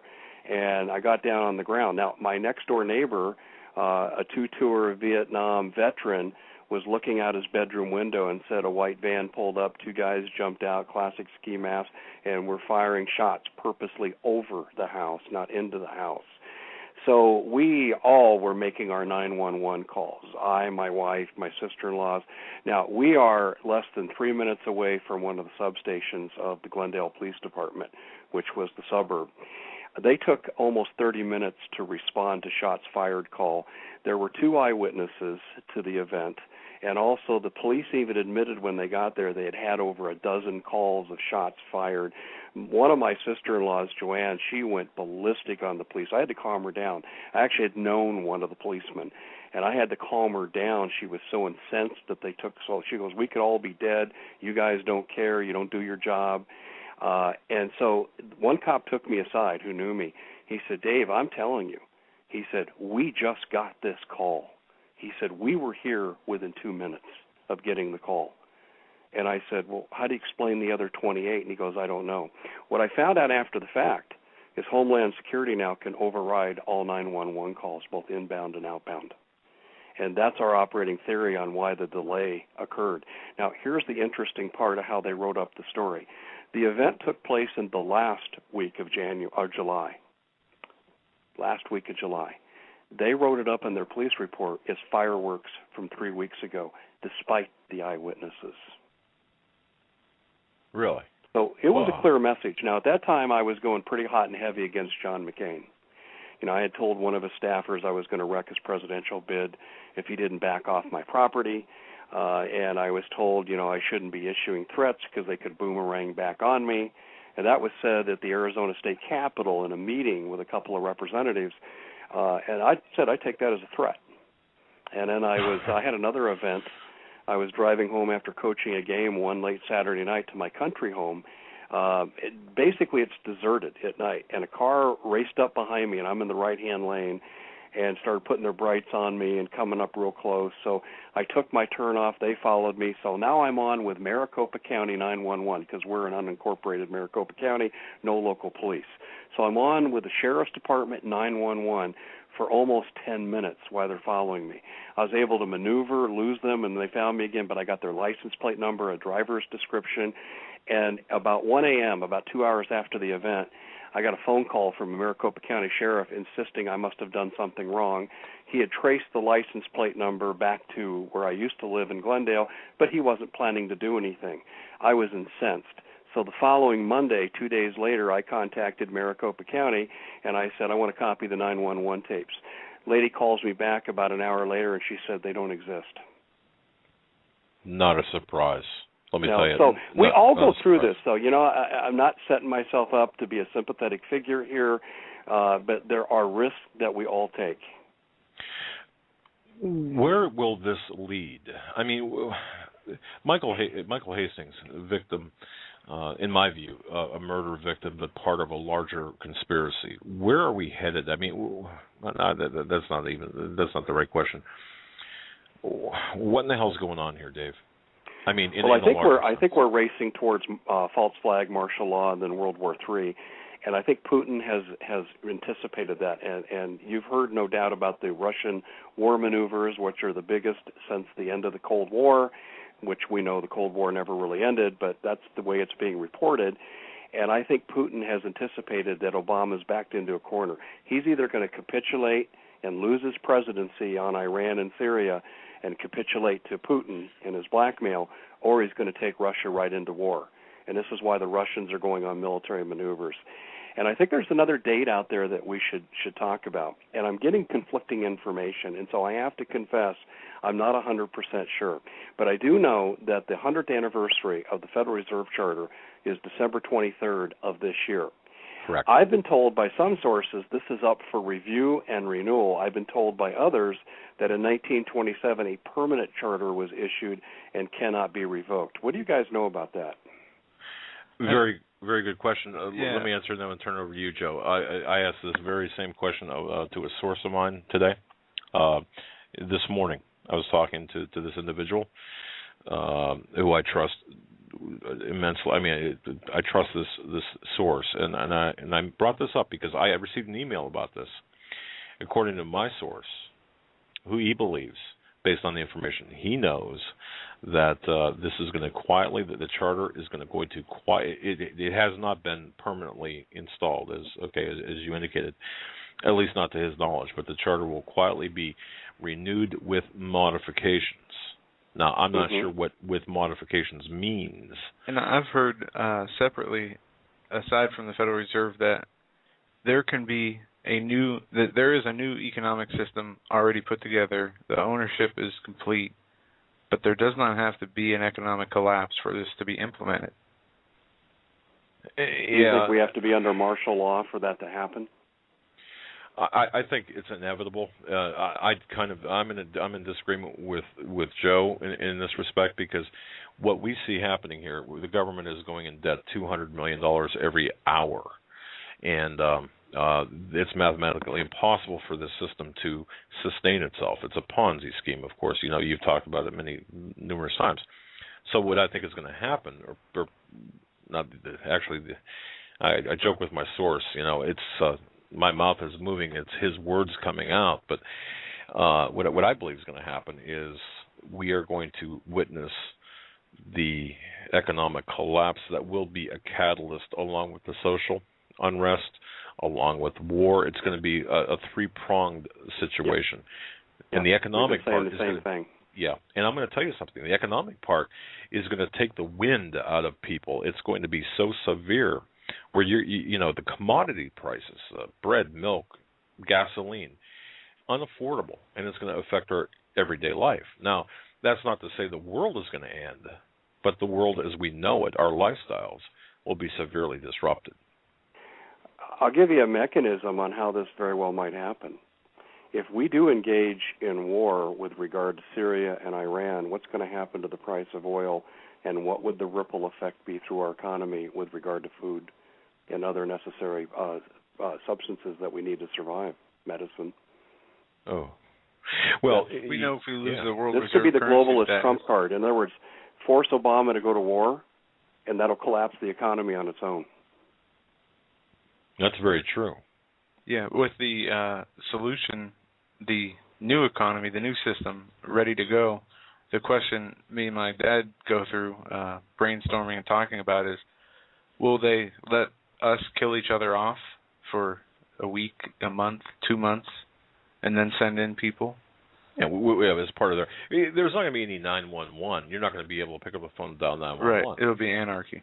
Right. And it'll be like the beta test of Hurricane Katrina, and what did the cops do there? In 3 days, most of them were off the job.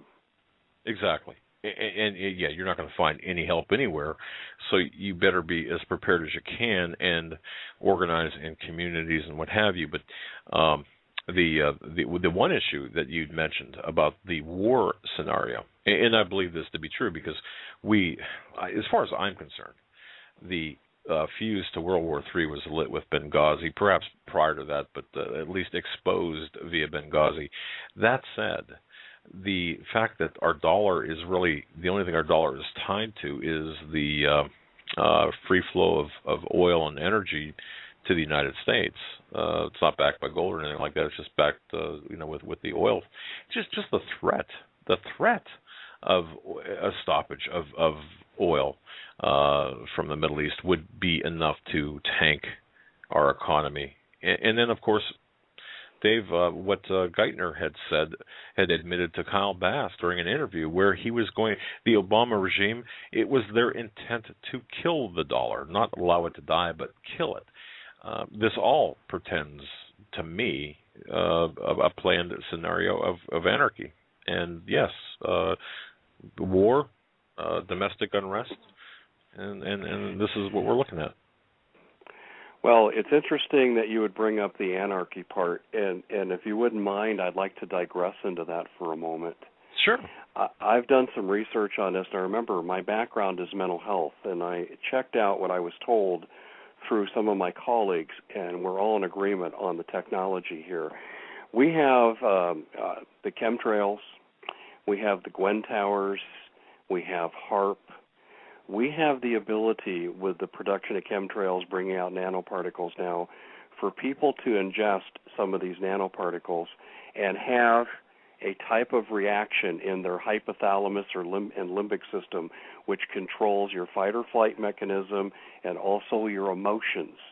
And I have been told, and I've done shows on this, that the frequency technology of these nanoparticles now have the ability to induce extreme violent behavior.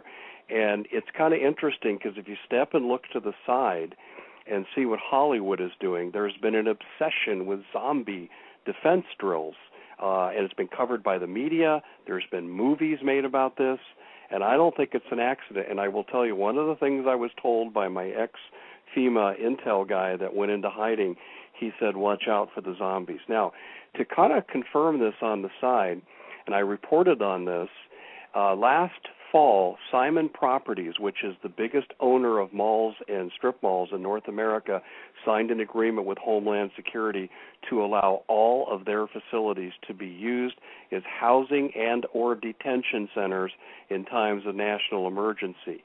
Now, my hypothesis on this is that they do go this route, and they use the chemtrails, HAARP, nanoparticles, all the things I just mentioned, and they get a segment of the population to go crazy, because I've been told they can go house to house with the technology, they can go block to block and induce these kind of emotional reactions with the technology.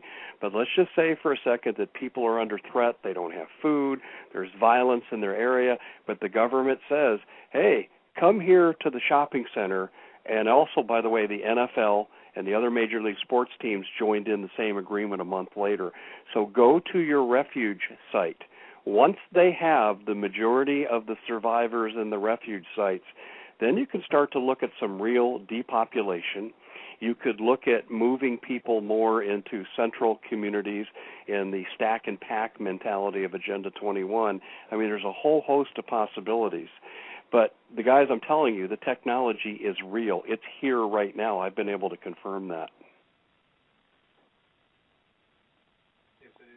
Wow. Sorry, yes it is. And you hit on some things that we've been dealing with and seeing in our own lives. You talked about the magnetosphere, the effects that the brain can have from these earth changes that we are witnessing, these really solar system, universal changes we are seeing. As the Earth's magnetosphere is weakened, we are being bombarded with poisons from our food, to air, to water. We are seeing, me and my father are seeing, people that are normal, good people that we trust just kind of fall apart in different ways. Dave, let me ask you that question, because I was dying to ask you this. In fact, I wanted to get this question to you off air, but let me ask it on air. Are you seeing people of normally you would consider very solid, reasonable people, with normal sensibilities, suddenly just kind of taking a leave, if you will, of their senses, or breaking down, or acting in an irrational manner? Are you seeing more and more of this on a personal level? Yes, I'm seeing more aberrant behavior, but I'm also, and there's the flip side to this too. We live in a universe of duality. There's two sides to every coin.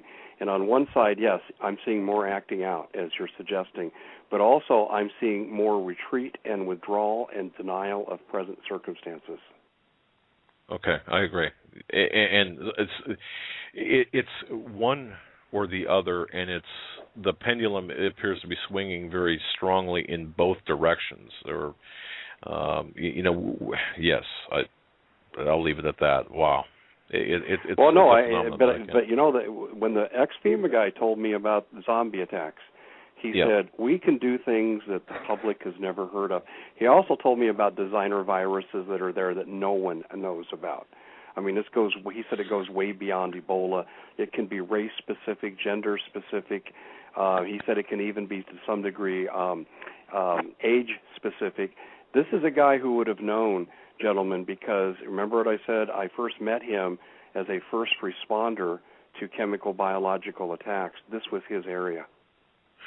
Would this, DNA specific as well, would this be one of the reasons why there's this push to collect DNA? Just curious. Boy, that takes us in a whole different area, too. I don't know. Do I think it makes sense that they gather this for research purposes? What kind of technique will work on what kind of people? Because I can tell you right now, you can expose someone to an electromagnetic pulse of some sort, and you can get some people to turn into a raging ball of fury, and some people won't react. And I would imagine that they need to gather more data to find out what their weapons will work on. So I think that underlies some of this. But I also think on the other side that I suspect you're probably right. I fear you're right. Okay. And you would know, I mean, this is your field of study, your field of expertise, your field of let me ask you this. Do you know, I'll make this real simple for your listening audience. Have either of you heard of Jose Delgado? Why does that name ring a bell? Okay, well, let me tell you about him, because this will kind of give people the idea that, hey, this technology is real, but it's just progressed, exponentially over the generations. In 1961, Spanish physiologist Jose Delgado fought a bull in Madrid, Spain, and he didn't fight it with a bull cape.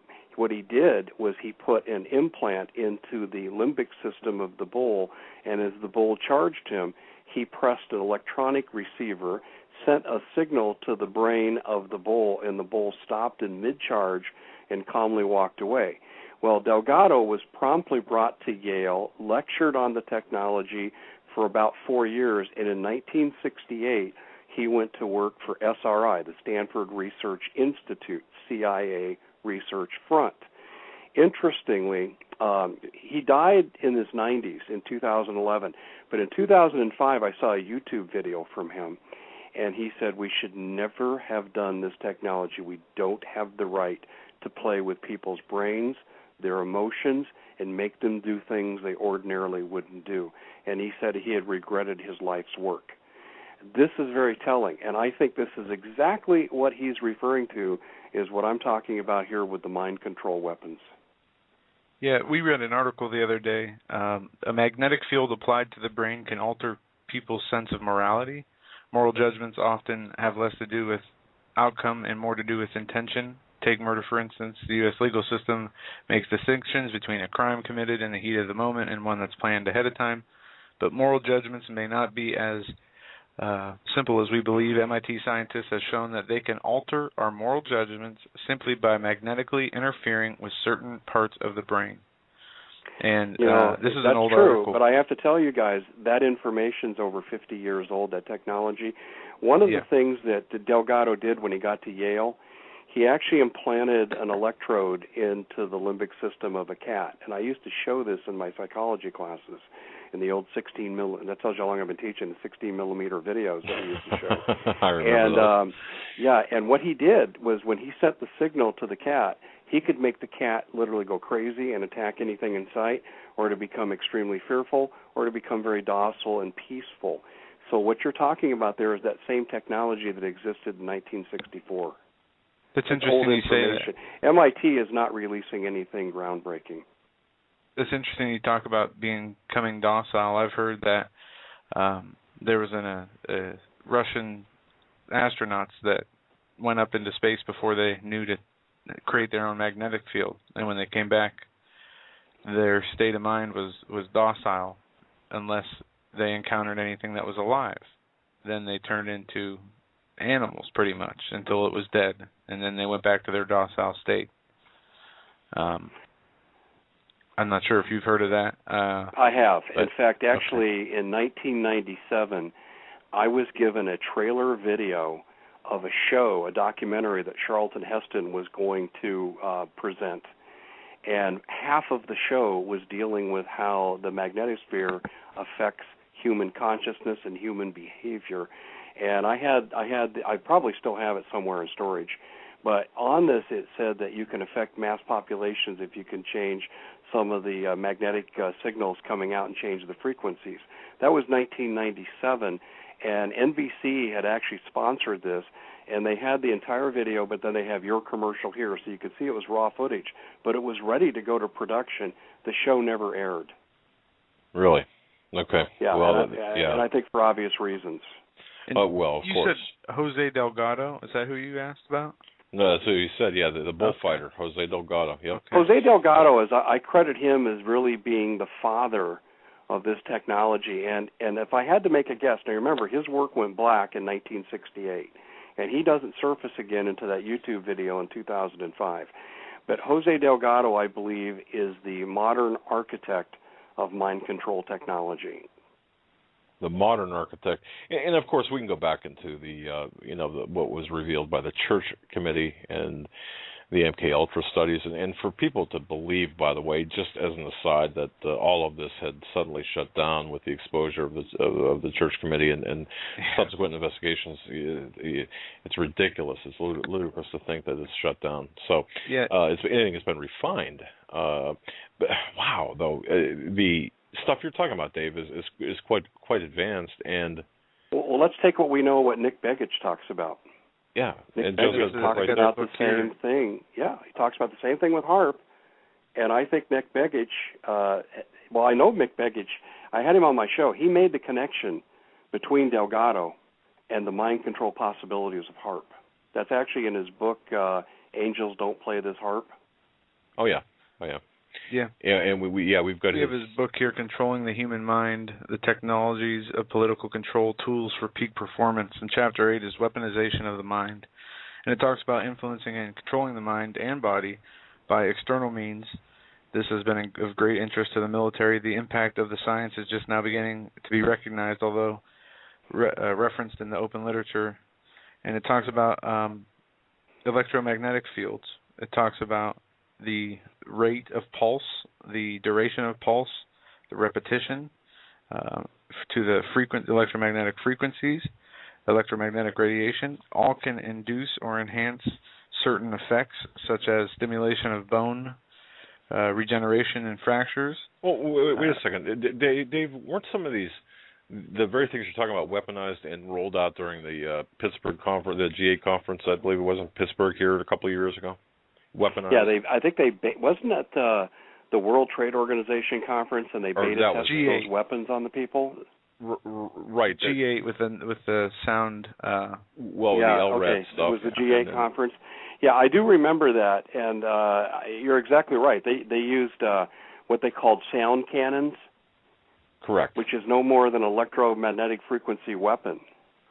Right. And I spoke with someone down there who was guarding a trailer, and inside the trailer were some pretty exotic weapons. And in fact, the individual said if you knew what was inside, you would just not believe. You would not believe it. Meaning to say that these were pretty advanced weapons for crowd control, and in this very venue you're referencing. So, and that's what Nick and Bagan this is just the tip of the iceberg, guys. If you look at a post-martial law society, I believe, and I've written about this, I believe they're going to use the killer robots that can run 30 miles an hour. They have facial recognition capability. You basically need an AR-15 to take them down, and they can outshoot you accuracy and from range, and they would make terrific policemen or to round up dissidents they didn't get into the FEMA camps. And then you've got the drones that can fly overhead. We already know what a drone can do. Just ask Michael Hastings' family, but they can release these mini drones. And actually, I think it's DARPA that released the video, and I've got it in one of my articles, where they talk about releasing like 100 mini drones, and they can work in unison. And they're like little bugs. They look like birds. They can crawl under doors, and they have weapons capability, intelligence capability, facial recognition capability. This is the kind of world we're racing towards if we allow them to lock us down. Wow. That's incredible. Yeah, and we've got so much more to get into this second hour. I want to talk to you, Dave, too, about the NSA issues, and of course about this recently breaking news here. Feds tell web firms to turn over user account passwords. It seems as if everything is accelerated. We're on an accelerated pace to this police state. They're running like a steamroller over all of us. They have to. Incredible. They have to because they know that more people are waking up. Okay. Yeah, and if we can, I see you have an Agenda 21 tab on your site. Have you read the president's presidential climate action plan that was just released about a month ago? I have. I don't remember it by that name, but is that where it gets into the cap and trade and reducing energy by 80%? Yes, it is. Yeah. I've read it. Yes. Okay. Yeah, it's incredible, and you're right. They have to, and folks, this is so important. What Dave said, that they've got to exponentially accelerate their plans because of the people are waking up, and it's thanks to people like Dave Hodges who are telling people about this. I mean. Wow. Yeah, I mean, it's programs like this in years, Dave. The commonsenseshow.com that are waking people up. Folks, you're listening to the Hagmann and Hagmann Report. We're up against the top of the hour break. We're right back after these messages. Stay with us. Our very special guest, Mr. Dave Hodges, the commonsenseshow.com. And welcome back, ladies and gentlemen, to the Hagmann and Hagmann Report for this, the 25th day of July, 2013, our third and final hour with our very special guest, and I mean very special guest, honored to have him, Mr. Dave Hodges. He is the man behind the Common Sense Show. That's the commonsenseshow.com. We're going to have a hard link from our website directly to Mr. Hodges' website. I've got to tell you, even before tonight's show, I've been following Mr. Hodges for some time. Go back and read on his website articles that go back a couple of years. You'll find some very interesting, very informative articles. I'm just really proud to have him on our show. I consider him a kind of a brother, a researcher, if you will. Very, very respectful research, and of course he's got the street creds, if you will, to back up what he says. So I'm very excited to have him. We're very excited to have him aboard. Once again, folks, the commonsenseshow.com. Bookmark that site. Visit it frequently. And by all means, listen to his program every Sunday from 9 to midnight. Welcome back, Mr. Hodges. Well, thank you for the kind words. And you're right. We are brothers. We're locked in a pitch battle for the survival of humanity. And let me build on that last statement about survival of humanity. Perhaps I'm going too far afield here, but I'm extremely concerned that the global elite aren't terraforming the planet. And I know this sounds outrageous, but let me just review a couple of things. You've got the Fukushima, which is basically could be, over time, could be an extinction level event. You've got the Gulf oil explosion, which changed the Gulf current, which is going to bring an ice age to Europe. My foreign students have told me they're taught this in their high schools, that eventually they'll have to move to Africa. You've got the chemtrailing, you've got the GMOs, you've got the deliberate attempts in altering our DNA. And then you've got the transhumanism experiments being done by the global elite where they're mixing and matching species, and this is just what we know about on the surface. And I know this sounds nuts, but how could I not conclude, based on what I told you, that the planet's not, and the food supply is not purposely being altered? And you're right on the money from what my research has been showing me and what I've been coming up with. And it is for reasons that people would, transhumanism is one way people look at it. But what if the way the Earth was being manipulated through the atmosphere and the changes that were happening weren't for humans, per se? I've thought about that, and it's interesting. I've read a lot of what the global elite write, and let me tell you my position on the ET issue, because that's really where your statement leads. I'm sure statistically we would have the probabilities there's life out there. I'm not necessarily a subscriber to the fact that we have abductions going on. We might be, but I don't see credible evidence that I'll put my reputation on it and say, yeah, this is true. But the global elite believe it. The royal family, for example, they believe it. They believe they're descended from the Anunnaki. And are they trying to morph themselves into a different species while changing the planet to match the new species need? And that's about as close as I can get to saying that could be the ET influence. But to not notice that we're changing our planet fundamentally and structurally, I think would be to ignore all the evidence. And I agree, Joe. I study this the New Age angle, and we're Christians, and this is a Christian-based show, so we do research into the New Age. And there was a message put out on Before It's News the other day, a message from the Elohim, I think it said, to humanity. Elohim, yeah. And it confirmed in an odd way the three different types of beings that are supposed to be coming here. And it's weird how they laid that out in that article, but I'm told that there are some hybrids, some coming, and some here in the earth. And that the last group is the Lord coming back, which will be called the oppressor after the Great Deception comes into effect. And these people are fooled by what is coming on the earth. Now, I'm not sure where you are in your research to that. I think that could be the Great Deception. I would tend to look at the alien issue as probably more of fallen angels, because we share a similar worldview from a Christian framework. This might be the time to bring this in too. I was given knowledge much earlier than I really became awake by my father. My father was stationed on the carrier Roosevelt and was in charge of rewiring the Combat Information Center to accept the first nuclear missiles on a naval ship. And they did that as they sailed around the tip of South America. He is involved in some pretty high-level projects. He was early retired with full retirement, 6 months early, and he went to work for Martin Marietta, which is Lockheed Martin. And who did he work with there? He worked with captured German scientists. Now, he never used the term Operation Paperclip, but Jim Mars had said, well, that's clearly what your father was doing. And I met some of these guys. My dad had them in our house.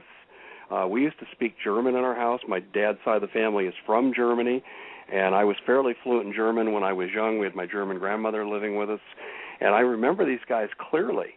And my dad told me at one point, and he was in the last 3 years of his life in the mid-'80s, and I asked him about various subjects, and he said, well, he didn't know if they were ETs, but he said that the Germans he worked with said that's where they got the technology. And he said the technology that he was working on was centuries ahead of what we have today. And that's when he was at Martin Marietta. 400 to 500 years is what I've been told. And I have one question that was posed to me that made me think a little bit about the New World Order. They have all their resources in place. They have the personnel, the resources, the facilities, the manpower. What's stopping them from implementing their New World Order right now? Well, if you look at the fact that I think that they really are trying to capture the soul and have been for some time. I used to be good friends with Vance Davis, and Vance has kind of dropped out of the scene. The ex-NSA guy, Gulf Breeze 7, that he was very notable back in the 90s. Oh, yeah. And what he told me when I first met him, along with Bill Pollock, is that this war for the soul has been going on for eons, and there's been wars in space over it. Now, I have no way to know if this is true, but I see proof of that philosophy here on this planet. I think the transhumanism experiments at their base are technological efforts designed to capture our soul, because our soul is what sets us apart from these evil beings that want to run our planet. You know, what we're talking about here, Dave, a lot of people are not going to get it, I suppose, or this is quite a lengthy conversation. But and quite an intense conversation as well. Yeah. But the royalty, the bloodlines, if you will, the Illuminati, whatever you want to call the power brokers behind this global agenda, they believe it's. And I was told this by somebody in the intelligence industry, which surprised the heck out of me. How this person would be involved in this, but I was told that these people believe that the earth belongs to them. I mean, and we're the useless eaters, if you will. They are descendants. They're special because of their DNA. And in fact, there was an article, a very controversial article that I had written, Life as an Investigator is like a box of chocolates, which explains it talks about one of these royal family members who has since died or was murdered, talking about double-strand and triple-stranded DNA, and the DNA, the Illuminati, if you will, the people with this special bloodline, the people who believe that they're better than the average human. Instead of it being a double helix DNA, it's actually a parasite rather than a third strand DNA. Now that gets into way over what we're talking about now, but yeah, and what I was saying earlier about what's stopping the New World Order from being implemented now, I think it's a matter of timing, but also something very intelligent I was told was that Satan doesn't win by decapitating believers because of their belief. Those are souls that don't go to him. And I think you made reference to this, that through time, we will destroy ourselves through the stumbling blocks that are put in our way, through the things of this world. The Cain bloodline too. It's a numbers game in effect. I think it goes to the wheat and the wheat and the tares. But, boy, did we get in the weeds here, Dave? Sorry about that. Yeah. Look, let me back up a little bit. What's on your radar? To bring it back down to digestible talking points here. Today, what's on your radar? It's a personal issue for me. Okay. And I've got a 12-year-old son, and I want him to have a future. He's bright. He's a great kid. He doesn't have a mean bone in his body. And I've read Executive Order 13603, and I know what Obama can do with him. And my son's not going to fight and die in the Goldman Sachs army against his will. So what I'm fearful of is that I don't have enough time to get him to safety if they move to incarcerate the young for their own purposes. Obama's already setting up his youth organizations. He's got his own Hitler Youth Movement type of organizations, and I don't want my son to have anything to do with it. So what I'm trying to establish in my own research here are what are the timetables? And I've already picked out some spots that we would try to go to try to get my son out of harm's way.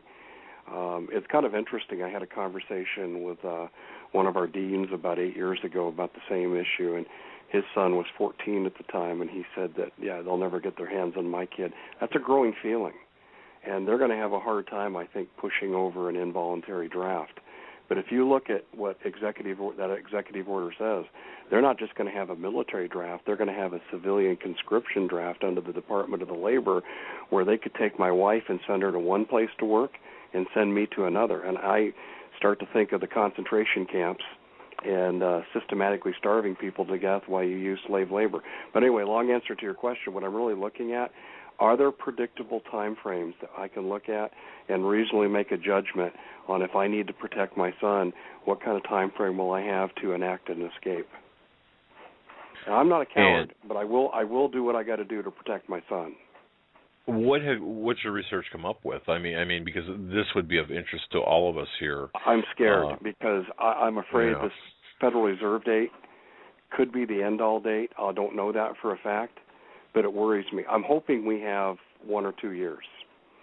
I'm gathering information on 2 locations, so that's really what's on my radar right now.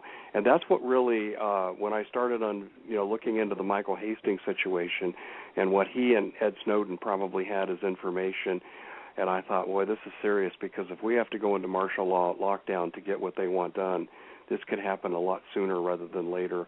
And then all these mechanisms that Obama has waiting in the wings could come into play. Full-blown NDAA, Executive Order 13603. Those things have been relatively inactive. But I look for that. There's a reason why Obama issued that executive order and why they passed the NDAA. And if this happens by the end of the year, I think I'm in trouble, and so is my son. If we have a year, I think I have enough time to prepare and develop an escape route and so forth. If I didn't have a son, I'd stay here and I'd say I'll never leave and I'll fight. But my instincts as a father are a lot stronger than my devotion to my country.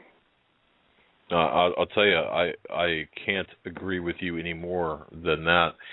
I look at my grandson, and I look at my family, and I look at the people around me who've got no clue, Dave, no clue. Well, obviously, outside of the children, but the adults around me who've got no clue of what is taking place. You can't even convince people today that the economy is in trouble, for crying out loud.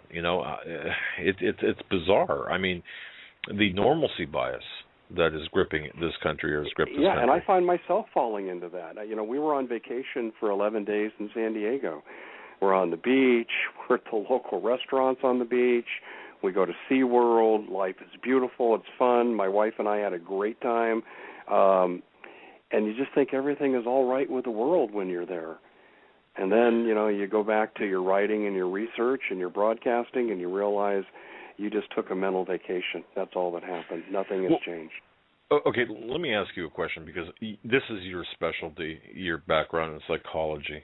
Dave, how do you deal with family members? For example, I don't think a day goes by where I don't get an email asking me, can you help me? I'm trying to convince my husband, my wife, my father, my son, whatever, that the situation is dire, like you just explained. But there's that normalcy bias. How do you handle that?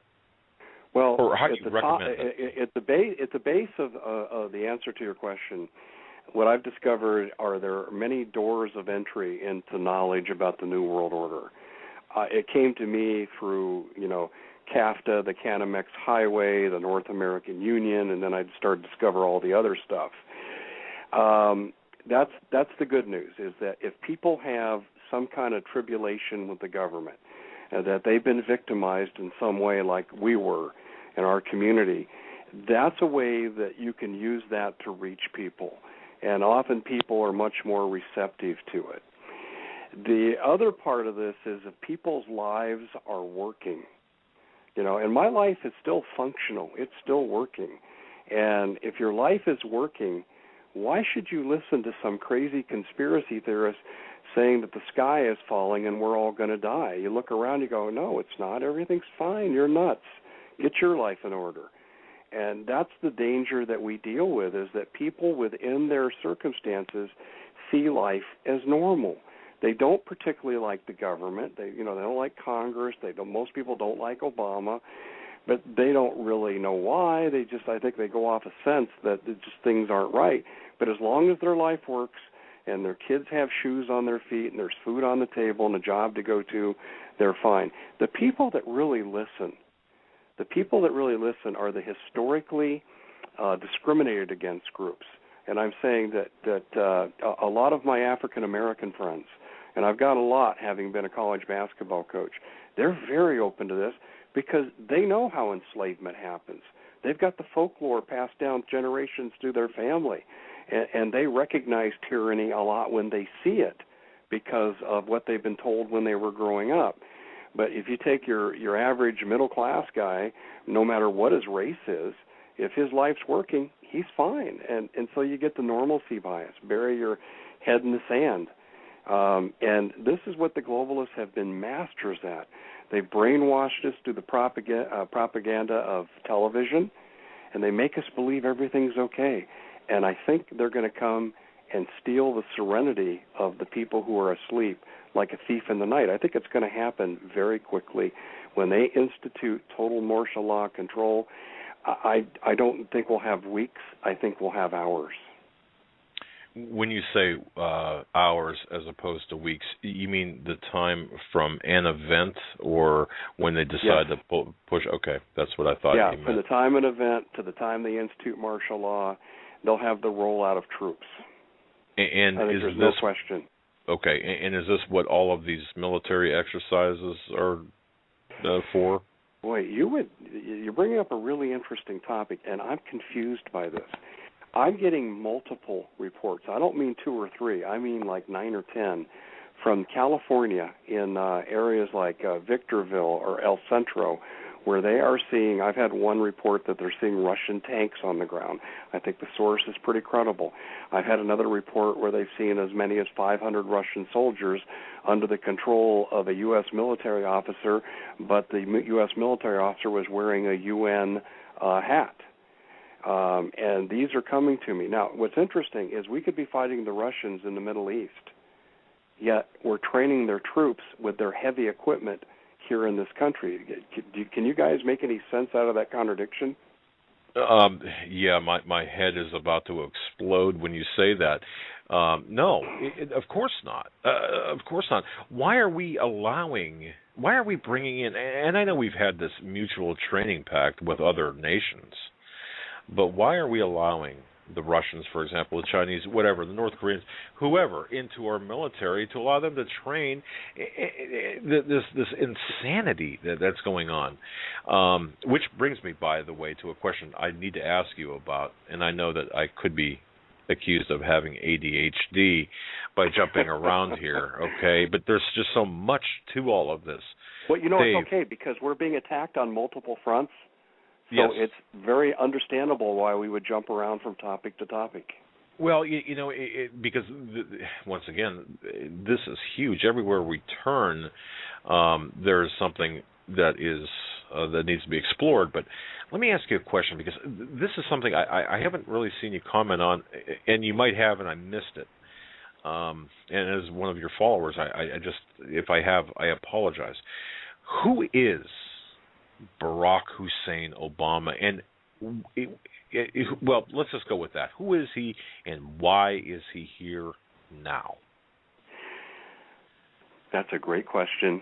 I addressed that to some degree on 2 articles I wrote on my website last fall called The Russians Are Coming Part 1, The Russians Are Coming Part 2. Part 1 dealt with Soviet defectors, which said, we'll infiltrate you from the inside. We will infiltrate your political offices.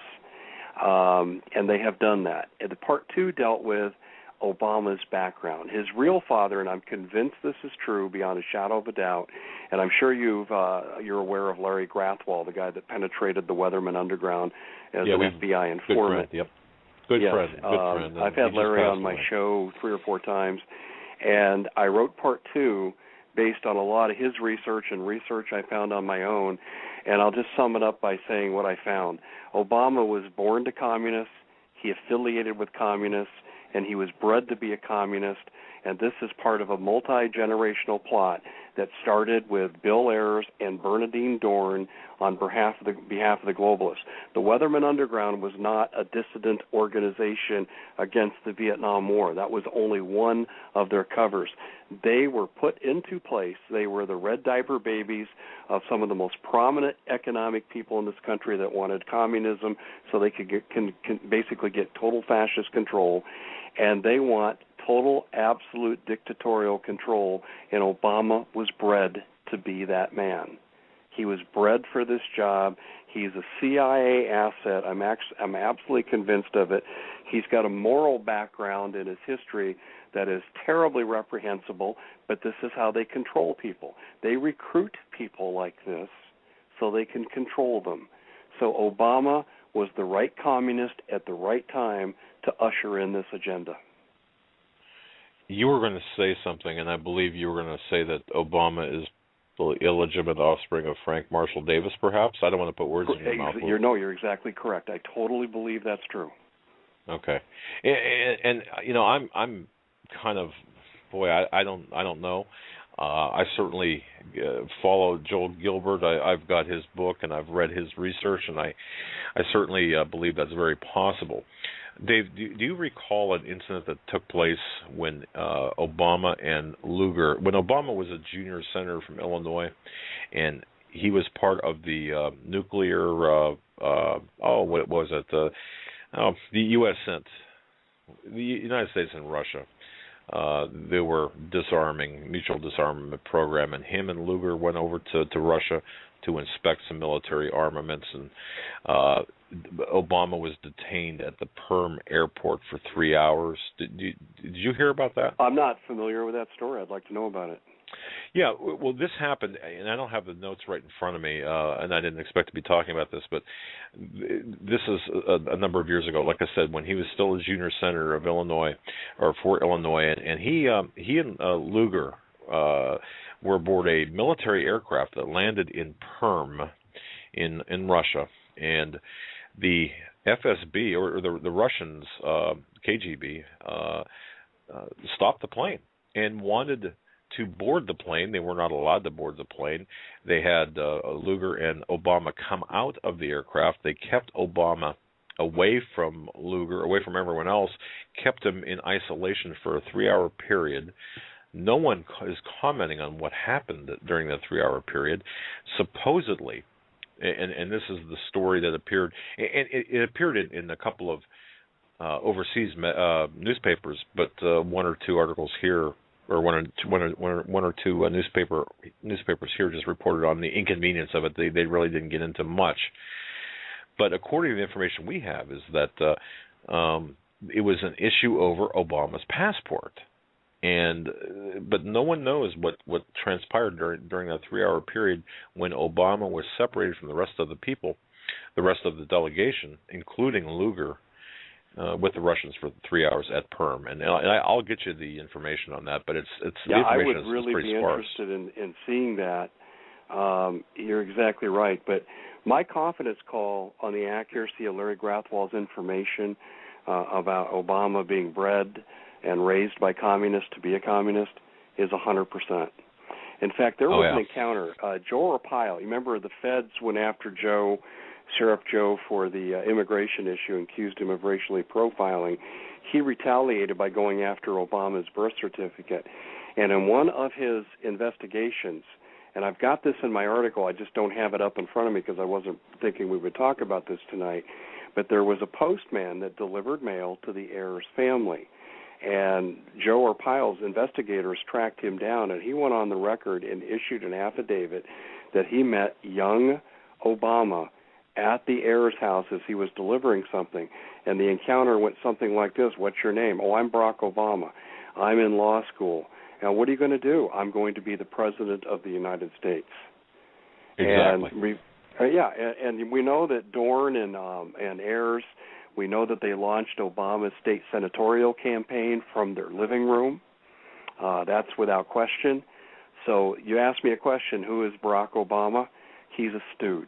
He's been placed in this position to bring down this country. Okay, and I accept that. And by the way, Dave, you know Larry. By the way, the guy, away, the right? postman's name, I just found this. His name is Alan Hutton. Alan Hutton. Right, and we had him on our show. We interviewed him, I think about 7-8 months ago. I don't know, Joe. 7-8 months ago.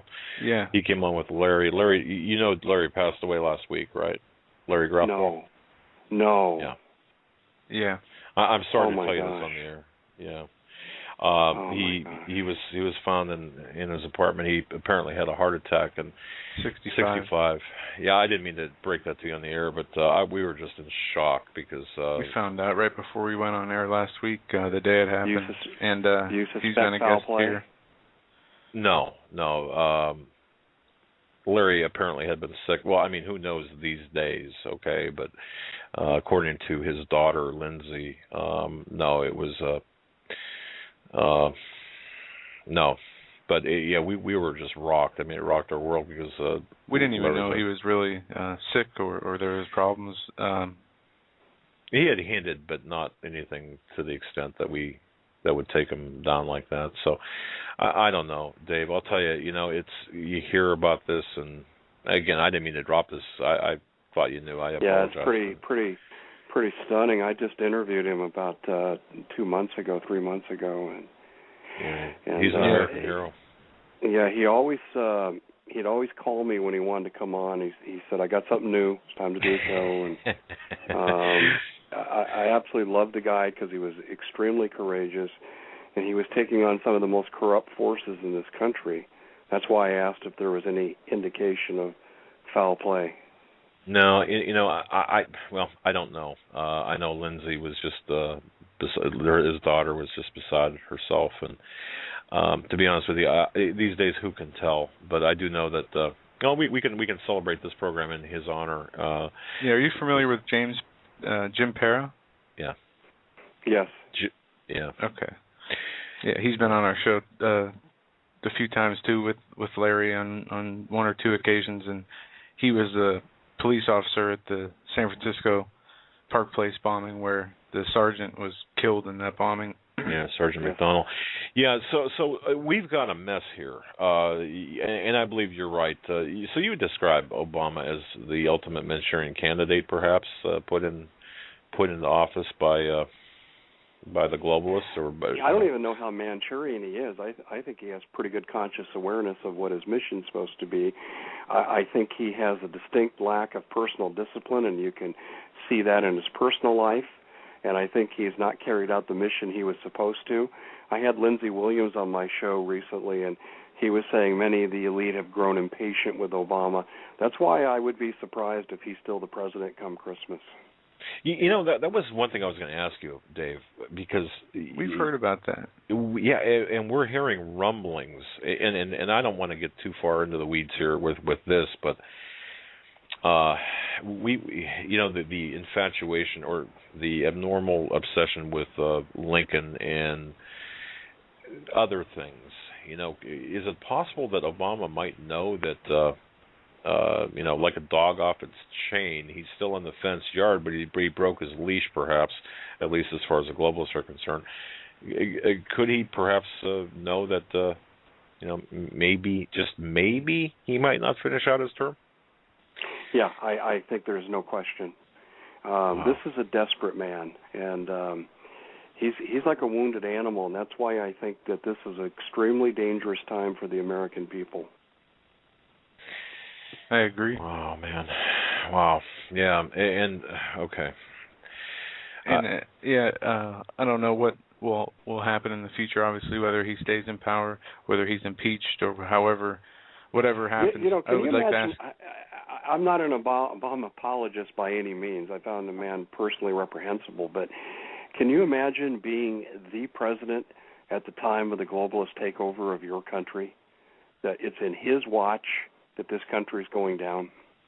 That's right. And I would say if he had to go back and choose again whether he would want to be president, I think he would choose the other way, which leads me to my next question.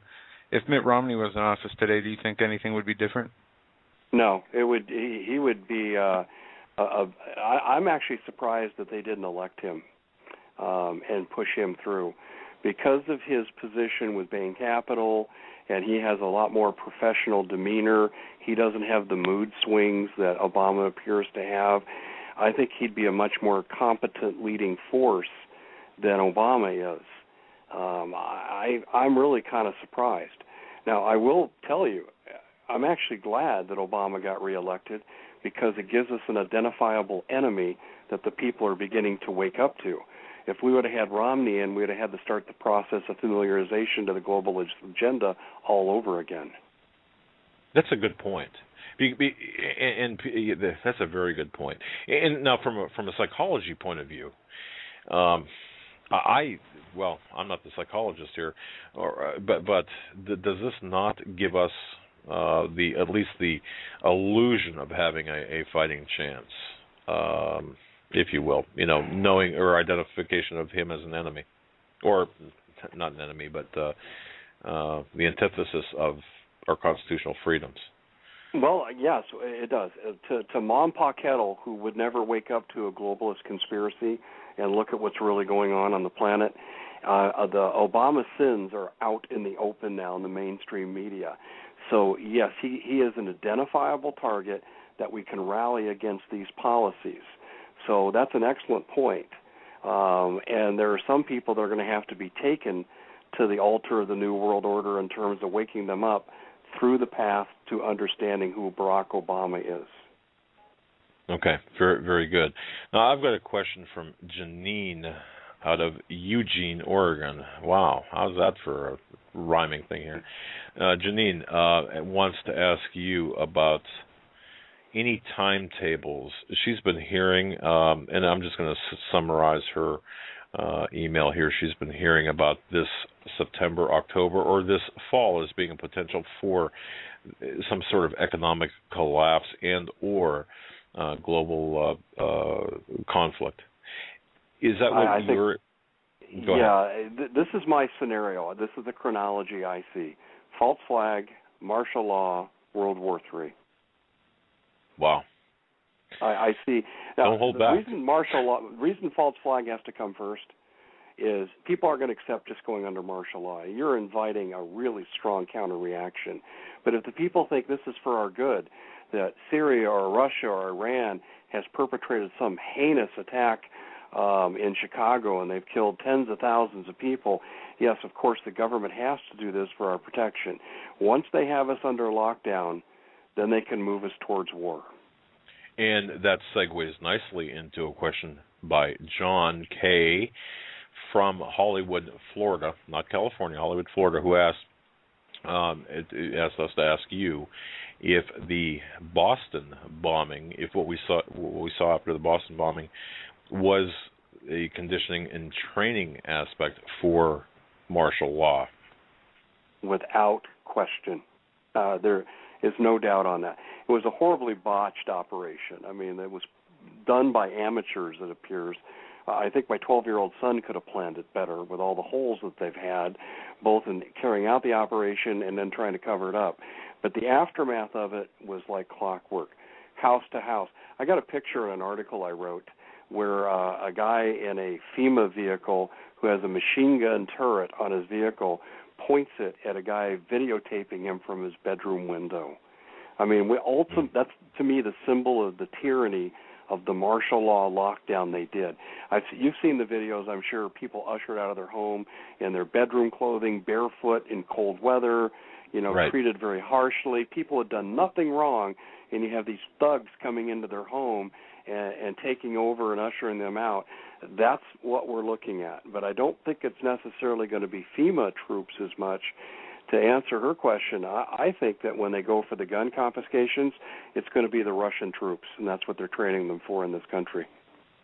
Wow. Okay. And let me tell you why I also believe that.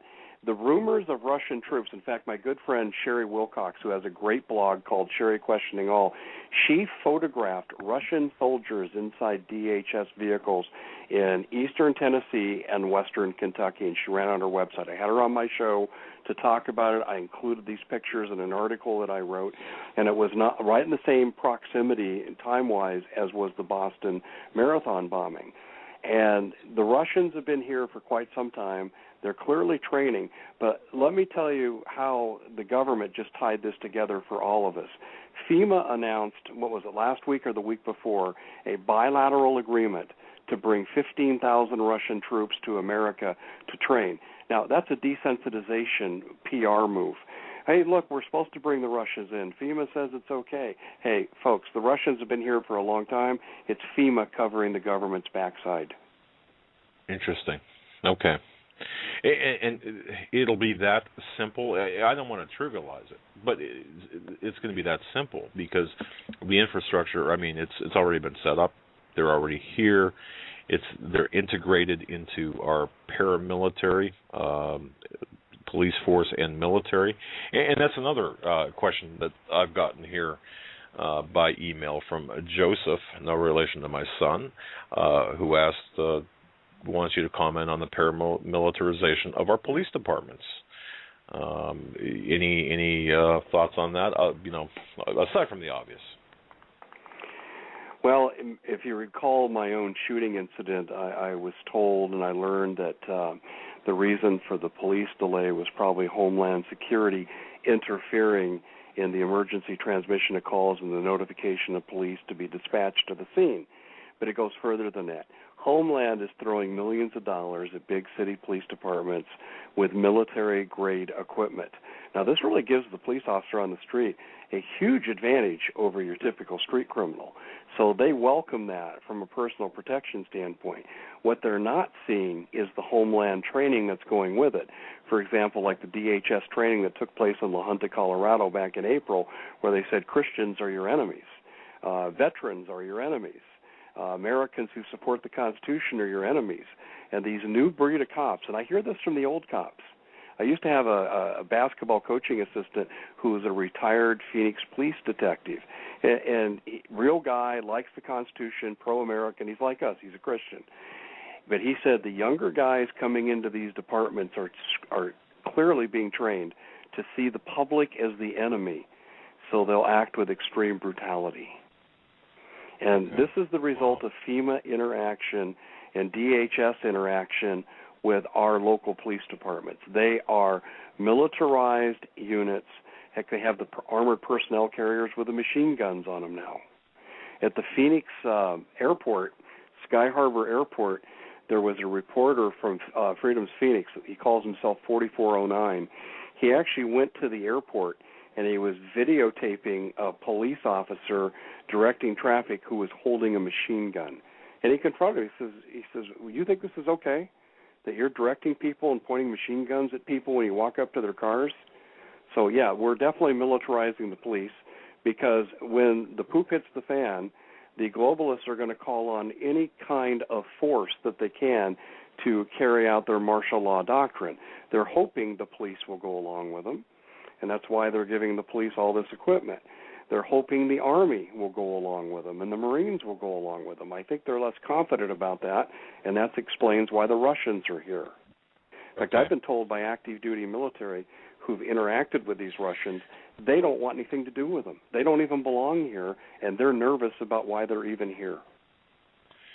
Very interesting, and very, okay. That answered one of the questions I had, was if you thought the military would come against the people here, aside from a martial law status, but to carry out an agenda. Well, Dave, I mean, it's a different military. It's a different police department. Boy, I'll tell you, I can vouch for the different police department, from my generation when the Andy Griffith type of cop, if you will, where, we weren't afraid to come up and talk to a police officer. Now, there's an element of fear. Plus, there's this policeman on steroids type of police officer we're dealing with.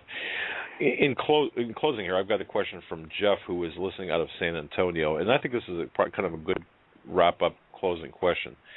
What can we do to prepare? What can we do? What should we be doing to prepare ourselves, our families, for the times that we're about to see? Well, the first of all is the obvious physical preparations. You better have food and water and storable food. You better have good home security, including guard dogs of some sort. You better have family members that know how to use firearms, because it's not the military, when all hell breaks loose, you're going to have to worry about, or the Russians, you're going to have to worry about your neighbors who didn't prepare. So that's the first thing you got to do. And on the second part of that answer, I would say you need to take care of the spiritual aspect. And maybe this is a topic for another show, but being a Christian, I'm interested in the physics, the mechanics, and the psychology behind my spirituality. And I have over 61 studies done on prayer at a distance that are double-blind studies that show prayer at a distance works. The Princeton Eggs experiment demonstrates that people have powers beyond the five senses and can anticipate danger. We can affect changes in the physical environment through things like mass consciousness. Now, to some people who are hearing this for the first time might think it's crazy. The science is there. I wrote an article on it and basically entitled it Quantum Entanglement is Really the Key to Defeating the Globalists. And if we would fall back into our spirituality, our Christianity, band together and be of like mind and like prayer, we could turn this back so it would be a generation later that would have to do with this. The tribulation need not happen in our lifetime. God doesn't reveal in Revelations that it's going to happen in the 21st century. If we would get our spiritual house in order, we could push back this evil, and it would be a future generation that would have to face the same challenges. Well said.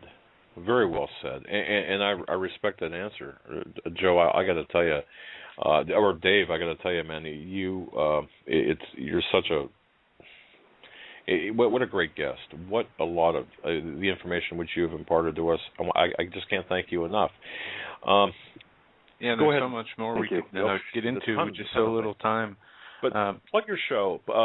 Tell us about your show and your website before you leave here. Well, my website is at thecommonsenseshow.com, and I've written on just basically every topic we have discussed this evening. My show is on the Republic Broadcasting Network, and it airs every Sunday evening from 9 p.m. to midnight Central, as you said, in real time, Eastern time. That's 10 p.m. to 1 a.m. Republic Broadcasting is a great network filled with terrific hosts of like mind. John Stapp-Miller has done a great job putting together good talk show hosts in an effort to wake up this country for collective action against the globalists. I'm proud to be a part of that organization. So those are my two focus. I write and I broadcast. Well, Dave, I'll tell you, I follow you and I follow your research. I find your research very compelling, very well documented, and certainly your show is one to listen to. I would urge every one of our listeners to tune in every Sunday night from 9 to midnight Central Time. Seriously, Central Time is 9 to midnight Central Time for Dave Hodges' show, The Common Sense Show. And I want to thank you, Dave, for coming on our program. It's been my pleasure and my honor to be on your great show, and I mean that from the bottom of my heart. We hope you'll come back, because I'm already getting... I've got about a dozen emails already saying, "Great guest, please have him back on." So, we're gonna have to lasso you to make sure you don't get away from us. So, I'll be happy to come back on anytime. All right, my friend. I just want to say thank you so much, and it was a pleasure. What a great interview. Thank you, my friend. Thank you. The pleasure was mine. God bless you. Folks, you just heard Dave Hodges from the Common Sense Show. What a great guest, Joe. What a fantastic man, I think. No, it was awesome. A pleasant surprise. As I've read some of his articles, I did not know his spiritual background. I did not know his level of knowledge and insight into things. And when you get people on the show who have come to some of the same research conclusions, or some of the same getting the same information from different people, as you get information, I get information. Everybody has a piece that they get.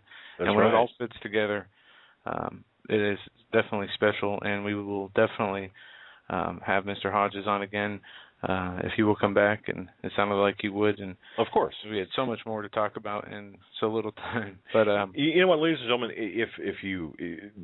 I just thought of this because this is what we like. When we appear on other people's programs, we like to hear from listeners. Drop them a note. Email Dave.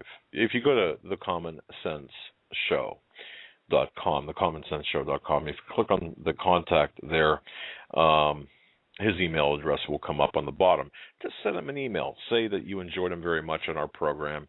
Tell him that you heard him on our program, and I'm sure he'd like to hear from you. And certainly if you have any questions for him, you can direct your questions there as well. But that's Dave Hodges at thecommonsenseshow.com, thecommonsenseshow.com. Certainly send him an email. Thank him for sharing his information, but also just tell him you heard him on our show as well, because what an asset to the cause of in search of the truth, and that's what we're trying to do. We're trying to stick together, and we need all of us to, folks. We need to stick together in these times. We really do. We can disagree on certain things, as long as we all agree that the Lord is the only answer to our problems, and that we must endure and overcome what is coming. We can move forward and do magnificent things together. Each person has the ability to affect change beyond their comprehension right now. There's nothing that is stopping anybody. Money should not be an issue. Nothing should be an issue. If you have something to say, if you have something to share, and it is important, and it will help other people grow spiritually, now is the time to speak out. Because this is how we stand up and fight against this evil that is coming against us right now. We have to call out the evil where we see it. We have to lift up the people who are wounded, and we have to lift up each other. And we can't be tearing each other down. We can't be falling into these traps of division, whether it's the racial divide, the economic divide, et cetera, et cetera, et cetera. We need to be lifting up not only each other, but each one of us around us, everybody. Absolutely. And I wanted to get into things about the economy today because, our debt right now, this year, if you look at our debt, and I got an email from someone today. We listened to what Obama said yesterday. Yeah. He cut it in half, I thought. Well, if you add, and I got an email today, rather snarky, I thought, but nonetheless, this person was rolling on the floor laughing at our attempt to explain debt, and perhaps that accusation is warranted or correct, because it's a difficult topic, at least for me. But to try to explain the intricacies, not the not the at face what they're saying. Obama said something along the lines of he has cut the national debt in half per his share of the economy, or something along the lines of it wasn't just cutting the debt in half, pure and simple. It was cutting the debt in half with other factors involved, but those other factors are the amount of spending he has increased. But what he fails to say, though, Joe, and this is what I found out today through my research, because I wanted to respond back to the email I got. If you add other federal obligations, all federal obligations that exist now, including those off the balance sheet, the total debt figure for the United States exceeds $20 trillion. More than half of that was accumulated under Barack Hussein Obama. Just look at the interest. The interest can never be paid back. Exactly. Never. Exactly. And there is... That's even if we donated, every single worker in America donated every penny they made for the whole year. You couldn't even make an interest payment on the debt. No, not at all. And if you would take the debt and just throw it into like a credit card type situation, it would... you're right. It doesn't. We don't even have to talk anymore about it. We're just never going to pay it off. It's a mathematical certainty that we will, in fact, this whole thing is going to collapse. The money's going to, the economic system is going to collapse. But one thing we have to be concerned about, and this is what we're going to get into on Monday, as well. The Germans right now, for example, there's this move to bypass the dollar, the U.S. dollar. There's this move to take the U.S. dollar out of the world reserve currency, where oil's priced in U.S. dollars. Well, not so much anymore, and there's that movement away from that. So it's coming, folks. Things that we thought could never happen, they are happening, and just buckle up because it's coming. It is going to be a rough road ahead. We have reading our Bible, reading through Scripture, seeing what's going on in the world, seeing the changes that are happening in the sky, seeing the changes that are happening in the atmosphere, on the earth, in people. We do have a long, and what is written that will still come. We are far from getting over this, and we don't know what awaits our nation. We don't know what awaits our fate individually, whether it's as a whole as a nation or something else individually. So we need to take every opportunity we have. We need to stay in prayer. We need to stay with our families and keeping our relationships strong. I thought Dave made a beautiful statement there, the power of prayer, and he said that he made reference to like a collective. I don't want to say collective consciousness because that makes people think of New Age, but the power of prayer, all of us. Yeah. And with that said, please, folks, keep Pastor Bruce in prayer. He's still in critical condition. He's still in a coma. He's a good friend of mine, Steve Quayle's, good friend of ours, and Steve Quayle, Pastor Langford, a man of God doing a lot of work in northeastern Ohio and for a lot of people. And he suffered a cerebral hemorrhage earlier this week, and he's got a bleed in the brainstem, and it's shaken us up to the core. So I just keep him in your prayers, Pastor Bruce and his wife Sue, please. But with that, I just want to thank everyone for listening. Hopefully you enjoyed the 2-hour interview. I believe that it was one of the finest interviews we've had. And wait till tomorrow. It was.